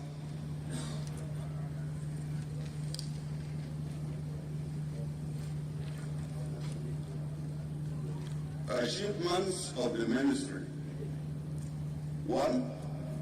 Amendment to the Transitional Constitution of the Republic of South Sudan 2011 as amended. Drafted the Constitutional Making Process Act 2022. Drafted the Truth, Reconciliation and Healing Act 2024. Drafted Compensation and Reparation Authority Act 2024.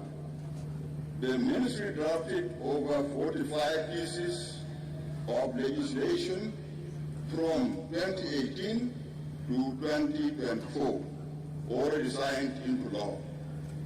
7 bills are pending in the DNRA. 13 pending before the Council of Ministers.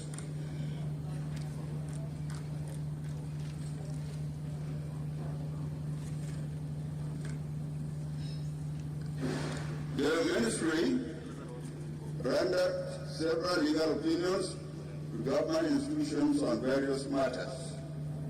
e.g. contracts, conventions, treaties, MOU, bills, issues of concern requested by RW, and rendered legal aid service to 2 accused persons of serious offenses.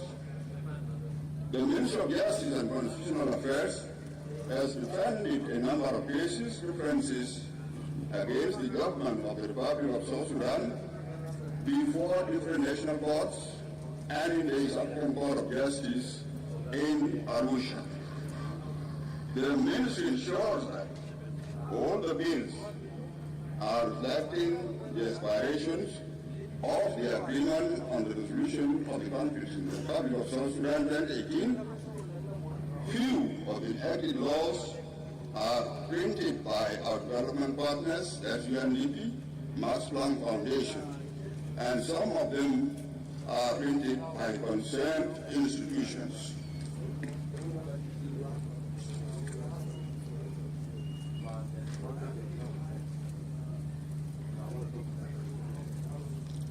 The ministry facilitated the process of accession of the government of South Sudan to the instruments of accession to international conventions, treaties, agreements, and protocols. The ministry has drawn a comprehensive training program for legal counsels and support staff. The ministry provides online business registration services. So far, incorporated more than 10,000 companies. The ministry has managed to deploy public prosecutors to mobile courts to different states and 3 administrative areas. The ministry has developed a website. Those are the achievements. Priorities of the ministry. 1, complete and finished legislation as required by the R-ARCSS. 2, launching Human Rights Council by His Excellency the President of the Republic. 3, submitting of the Judicial Reform Committee report and recommendations to His Excellency the President. 4, to ensure that the NCAC report is validated and handed over to His Excellency the President. 5, amendment to some acts and follow up the process of enactment. These are supposed to be achieved before the 22nd of February 2025.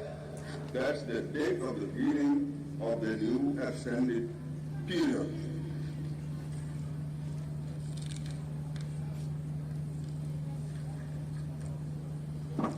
Plans of the ministry during the extension. 1, visit to all the states and administrative areas.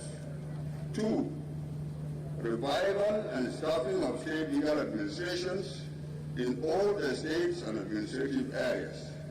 3, overseeing the permanent constitution-making process during the transitional period. 4, present the constitutional text adopted by the National Constitutional Conference to the Council of Ministers and subsequently to the Constituent Assembly for deliberation and adoption.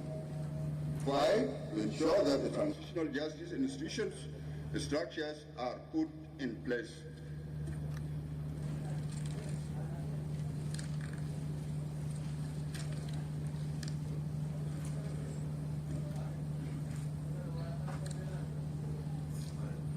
Since implementation of the priorities of the ministry's strategic plan.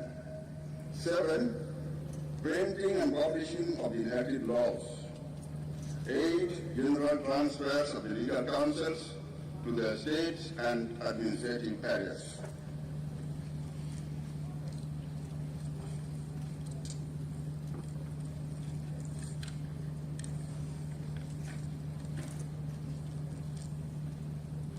Human rights concerns The Minister of Justice every year attends the sessions of the United Nations High Commissioner on Human Rights in Geneva to discuss human rights concerns and progress.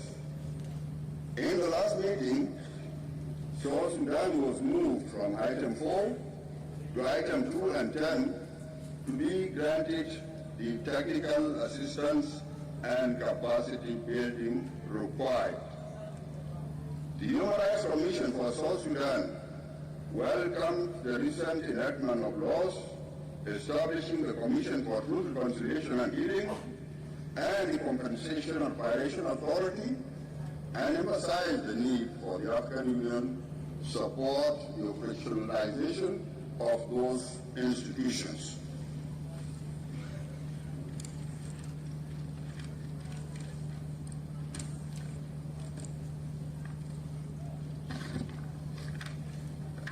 Challenges. The role of public prosecution attorneys has from time to time been misunderstood by some members of the public, members of the organized forces, traditional leaders, and chiefs. The handling of criminal cases by the Minister of Justice is confronted by a number of difficulties. One, access or lack of access to technology by public prosecuting attorneys and the police.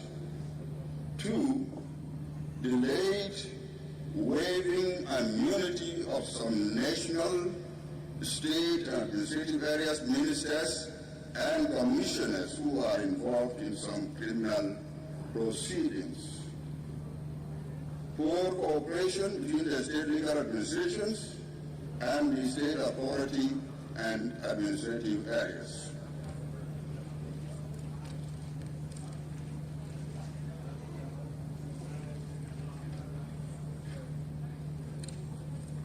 We continue with challenges. Failure to support the legal administration at the national level, state levels, and administrative areas in infrastructure, mobilities, and financially. Interference of national, state, and administrative areas to the powers and functions of legal administrations. Delay of trials of cases. Arbitrary arrest and detention by other national, state authority, and administrative areas without a mandate to do so. Inadequate, conducive workplace environment and transport facilities. Non-compliance of certain national and state institutions to government procurement procedures.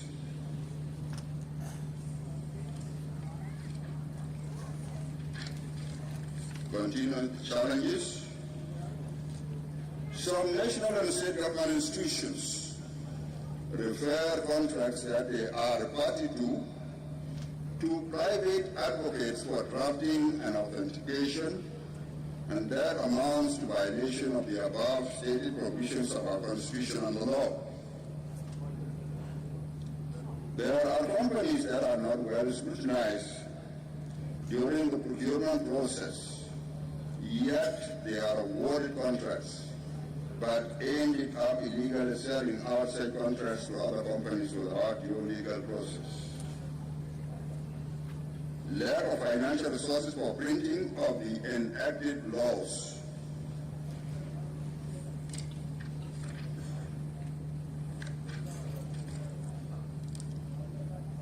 Challenges continue.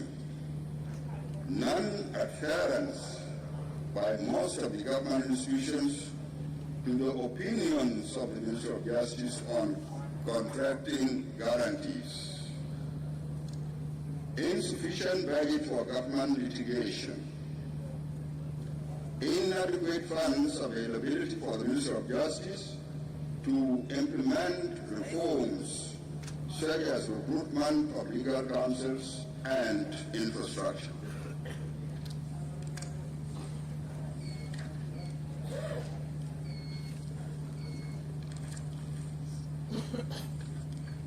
Finally, Your Excellency, First Vice President, these are the recommendations. The states and administrative areas to cooperate and support the legal administrations in their respective areas perform their mandate.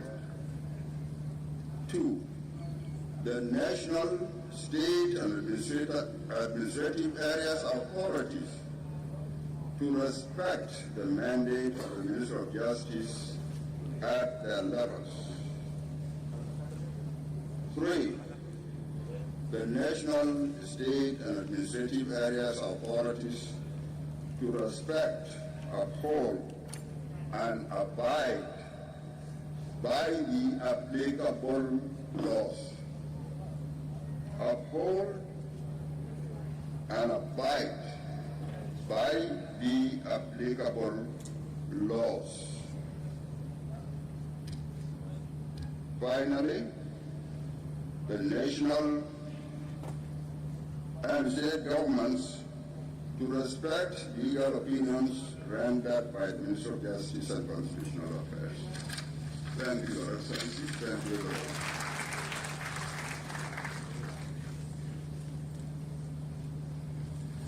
Thank you, Maulana. Questions will be later. Now, the chairperson of NCRC, Dr. Yangya, take the podium.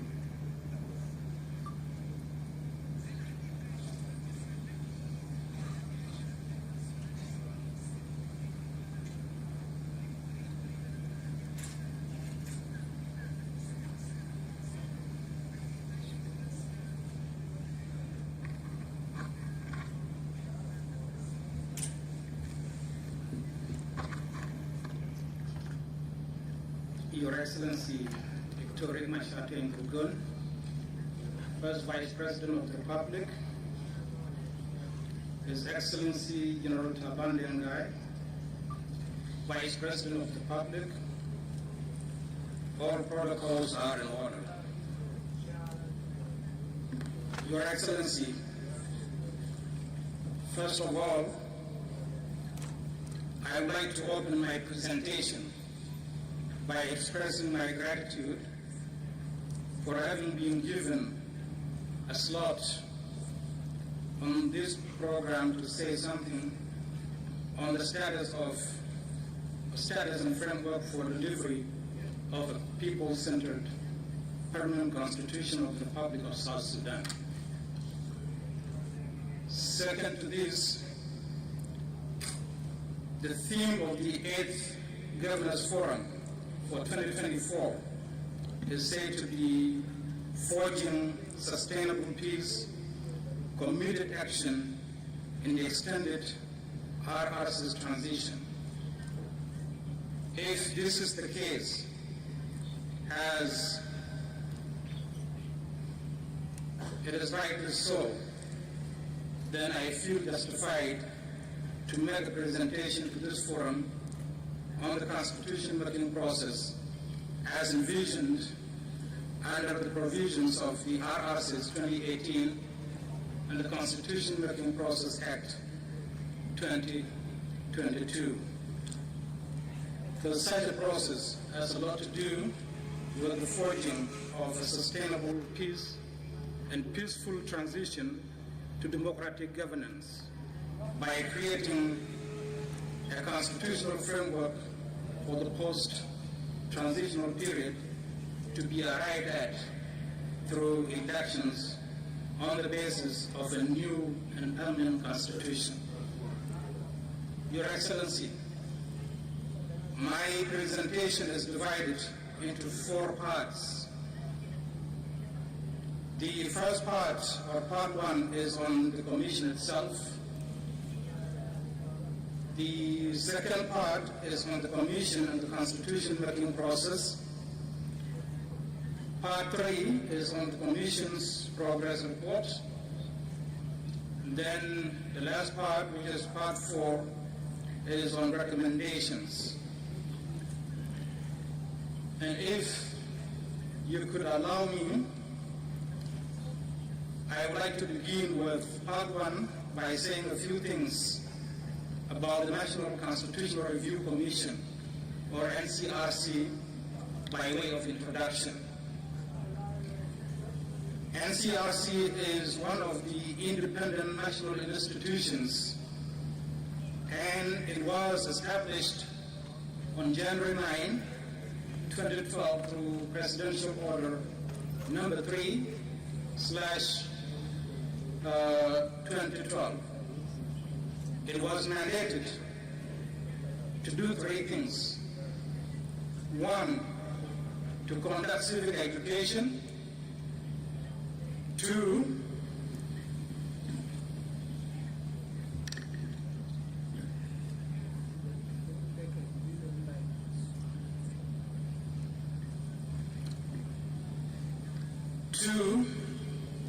to carry out public consultations. And three, to prepare a draft permanent constitution, the adoption of which would end the transition, or the transitional period that had begun on July 9, 2011. However, the NCRC could not fully discharge its mandate, probably due to war and other hindrances.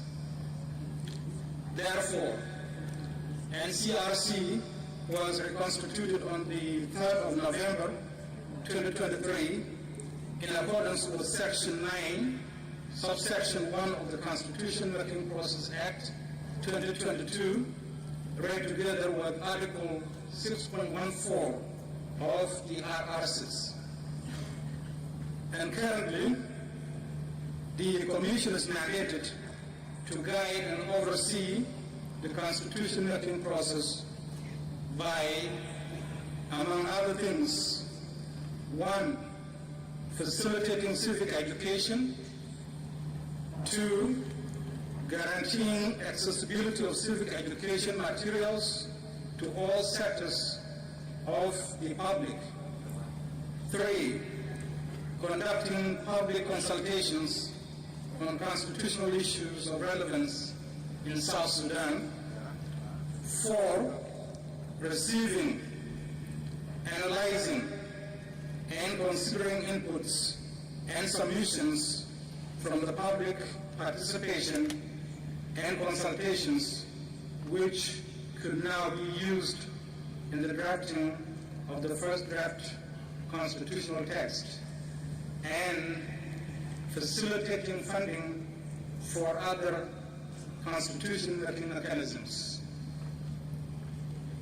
The other four, and it is therefore to be mentioned here that NCRC is one of 5 constitution-making mechanisms that are mandated to play various roles in the constitution-making process. The other 4 mechanisms include: 1, the Constitutional Drafting Committee, or CDC, which is a technical committee to draft the constitutional text. 2, the Preparatory Subcommittee, or PSC, which is a body charged with convening the National Constitutional Conference. 3, it is the National Constitutional Conference, or NCC, which is a deliberative body to deliberate on the first draft constitutional text, and the NCRC reports on the outcomes of the first stage and validation activities, and produce the second and final text. Then the 4th one is the Constituent Assembly, which is a transformed transitional national legislature for the purpose of deliberating and adopting the final constitutional text into the permanent constitution.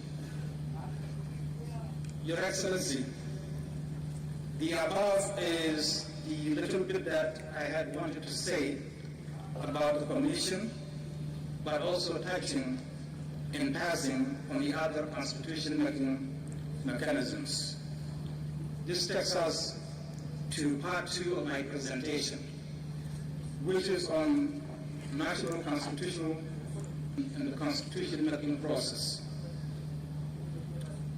First and foremost, the constitution-making process is of utmost importance because it leads to the promulgation of the permanent constitution, which, according to Article 6.4 of the R-ARCSS, shall be in place to guide the elections towards the end of the transition. This provision should be read together with Articles 1.2.5, 1.20.5, and 1.20.6 of the same agreement, which provide for a constitution to be in place before the end of the transitional period for elections to take place before the end of the transition, and in accordance with the provisions of the permanent constitution. So we need a new constitution for us to be able, to go for elections. The process as envisioned in the R-ARCSS 2018 and the Constitution Making Process Act 2022 comes in 3 stages, and each stage has its own activities. Activities under Stage 1 are as follows. 1, enactment of the Act, which is the Constitution Making Process Act, which was enacted in 2022.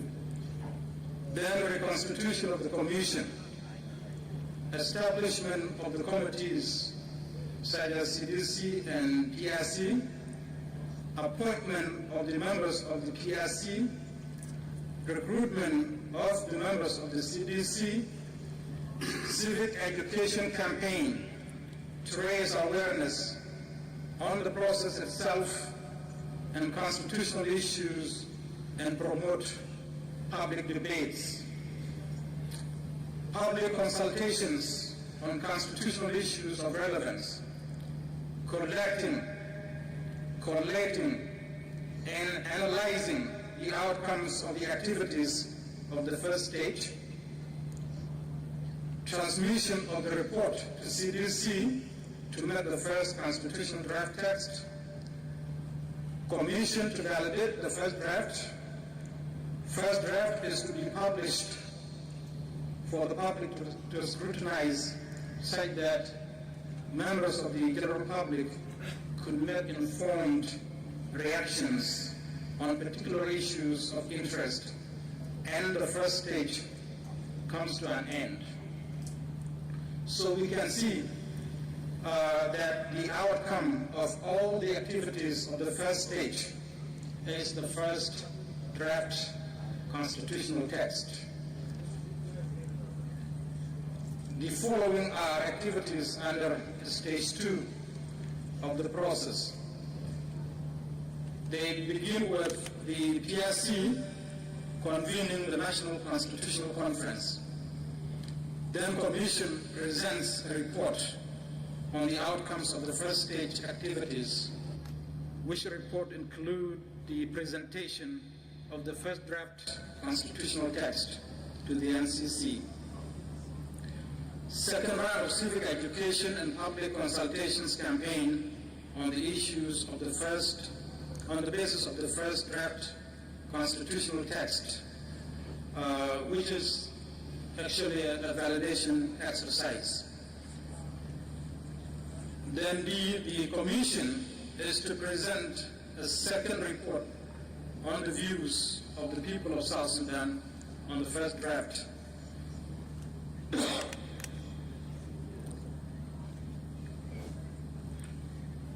Conference deliberates on the first draft constitutional text and the 2 reports of the NCRC. The results of site deliberations of the NCC are incorporated into the text so as to produce the second draft. Final deliberations are made on the second draft constitutional text. NCC adopts the second draft constitutional text as final. The adopted constitutional text is published. The adopted constitutional text is submitted to the Minister of Justice and Constitutional Affairs for submission to the CA, which is the Constitutional Assembly. The submission to the Minister signifies the end of the preparation stage and the beginning of the enactment stage. So here we can see that the outcomes of all the activities of the second stage is the production of the second and final draft constitutional text. And then you move to the third stage. And the third stage is the last of the 3 stages. It is the stage of enactment, because the first 2 stages are stages of the preparation. So this is the stage of enactment. Then the transitional national legislature is transformed into a constituent assembly for the purpose of the deliberation and adoption of the final constitutional text. The Minister of Justice submits the final constitutional text as a bill to the Constitutional Assembly for deliberation. After the submission, the Constitutional Assembly shall deliberate and adopt the final text into the permanent Constitution of the Republic of South Sudan. Then the adopted text is to be presented to the President to sign into law,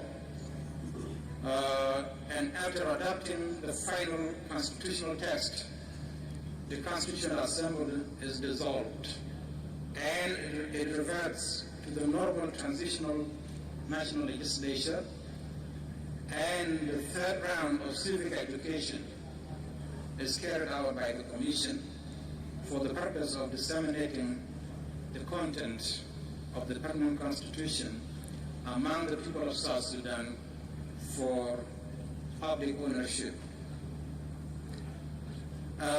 Like it is in the other stages, here the outcome of all the activities of the third stage is the production of the permanent constitution of the Republic of South Sudan. Your Excellency, in a nutshell, this is the constitution-making process and the various mechanisms involved. And with this, we go to part 3 of my presentation, which is NCRC Progress Report. Your Excellency, having said all of the above in terms of the Commission, the mandate and the processes of constitution making with its 3 stages and the mechanisms involved, the question now is, what is the status of the process towards producing a people-centered constitution? Or how far has the Commission gone with its constitution-making activities? Well, the answer can be provided in the following manner. As a Commission, our activities are divided into 2. We have procedural ones, which we see as administrative and foundational activities to prepare and build the capacity of the Commission. And then the second category is substantive constitution-making activities. In the area of administrative and foundational activities, we have been able to carry out a number of activities as follows. They are presented in two categories. Category 1 is preparation of internal instruments of the Commission, such as internal rules of procedure, organogram of the Commission, action plan, and civic education and public consultations manual. Then we go to category 2, which is capacity building activities, such as renovation work on existing structures to make the working environment conducive and secure, construction of new facilities, provision of furniture, provision of some equipment, but not all of them, provision of internet covering all the facilities of the Commission, training of the members and the staff members of the Commission on a number of constitutional issues, and others that, in the interest of time, I am not going to enumerate at this point. Your Excellency, all of the above activities have been carried out so as to capacitate the Commission as an institution and the individual members to effectively discharge the Commission's mandate with regard to the substantive activities of the constitution making. And most of the activities that I just mentioned were carried out with the support from our partners, such as UNEP, UNMISS, IGAD with financial support from the people and government of Japan, and Max Planck Foundation with financial support from the European Union. Other activities were, of course, carried out with the support from the RT Gonu. As far as the substantive activities are concerned, we have not yet done anything due to lack of support from the government. As soon as we are funded, these activities will begin with civic education, because the capacity of the Commission has already been built and the members are ready to hit the road when funding becomes available. If availability of resources permits, we plan to do the first launching of civic education and public consultation before the end of this year. It shall be followed at the beginning of the new and coming year by nationwide campaigns that will cover all the 10 states and the 3 administrative areas, plus our population in the diaspora, including refugees in the neighboring countries. Your Excellency, ladies and gentlemen, this is where we are with the constitution-making process.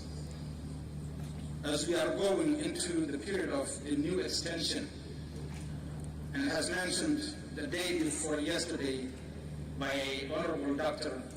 Martin Iliabu-Moro, I want to say that from a technical point of view, NCRC has made a determination that the remaining part of the constitution-making activities shall take 18 months to complete.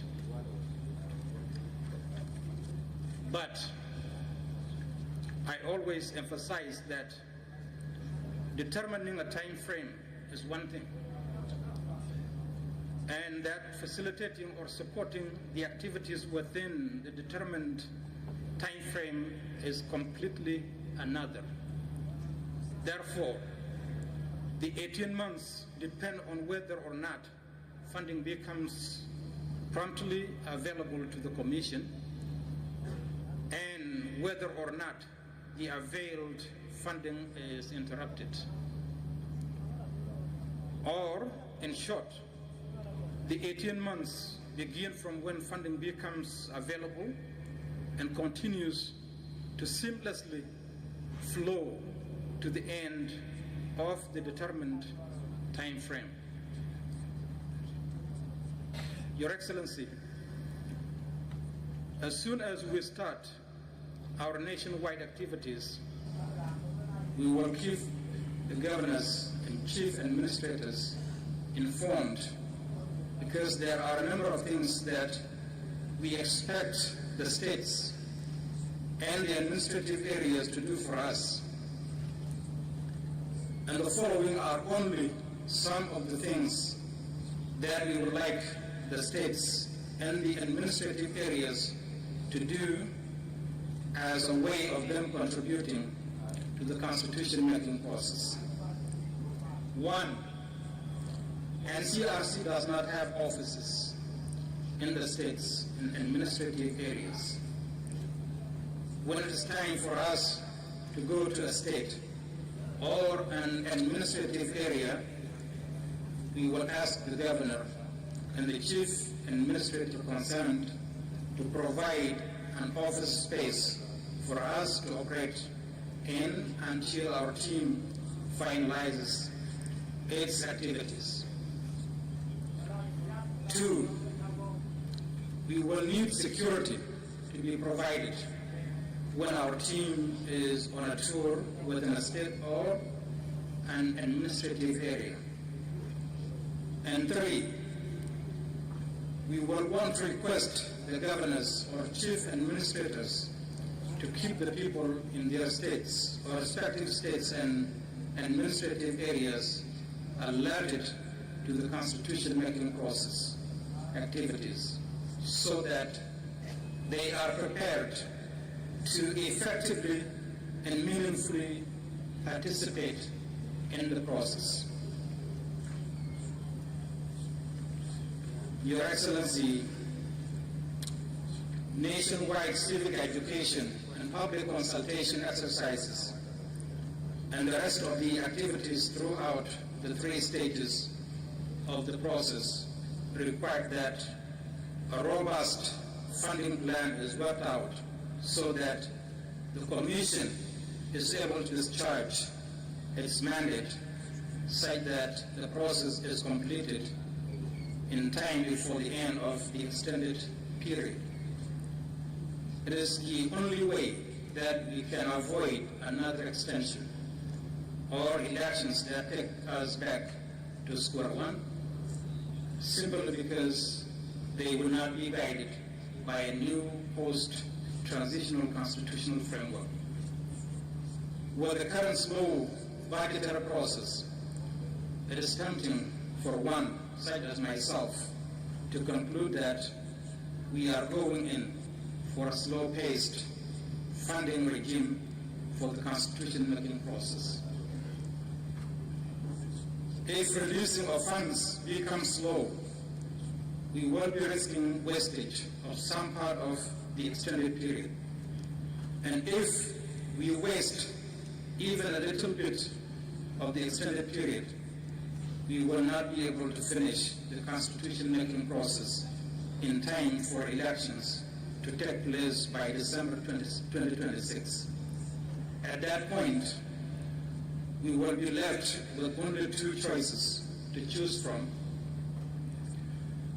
1, going for an extension, another extension. Or 2, going for an election that will neither be democratic, free, fair, credible, nor peaceful. And neither one of these 2 choices is good for the people of South Sudan, who are yearning for a way out of the current painful situation that they have found themselves in today. Therefore, the third and the cheapest and the wisest choice is for the RT government to be serious this time by ensuring that critical task of constitution making is expedited by placing the necessary resources at the disposal of the Commission so that this country gets out of what seems to be a perpetual transition that has been with us since 2005. And that choice must be made now and not later. So in summary, Your Excellency, the recommendations are as follows. 1, the last extension activities have shown us that the people of South Sudan cannot be taken for granted. As such, there must be a conscious realization that another extension after the new one is not desirable. Something has to be done.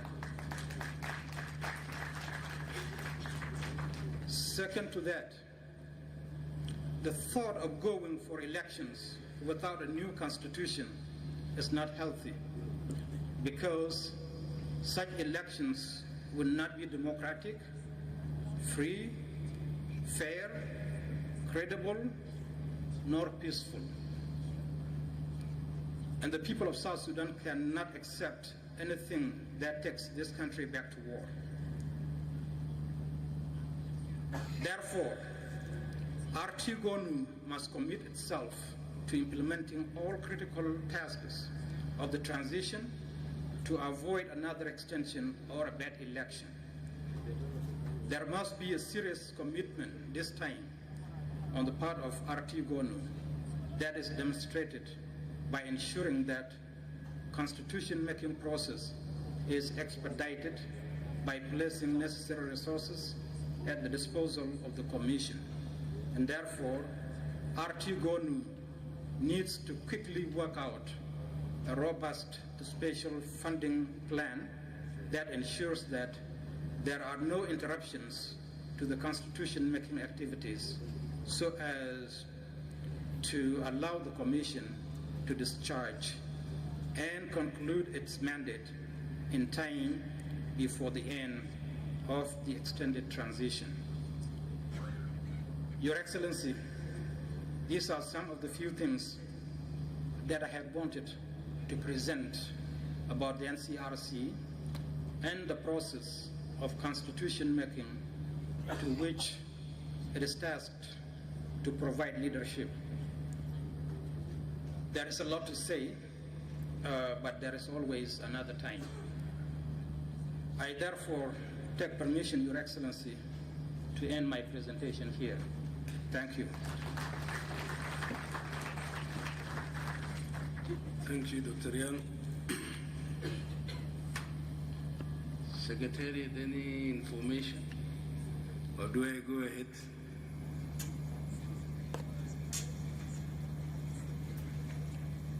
If no information, then I call upon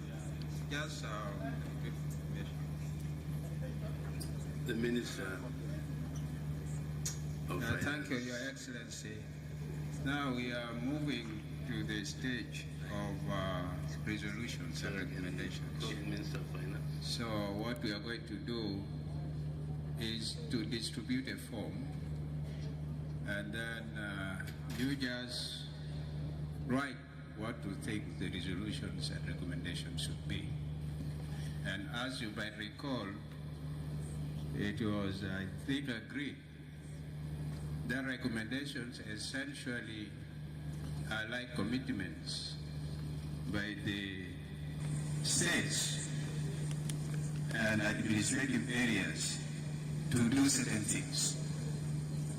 And then the recommendations are like things to be done by other institutions like the ministries and so on. Because the recommendations is like you committing yourself that have the interest and the capacity to do these things. Then we also pointed out by Vice President, His Excellency Taban Deng said that the resolutions should be specific and they should be achievable. And by the end of the next governance forum, most of them will have been achieved. Of course, there will be others, but there should be specific ones. Then it will be easy to measure progress made towards achieving them. So the forms are going to be distributed, and you can take time during lunch break and then fill them out.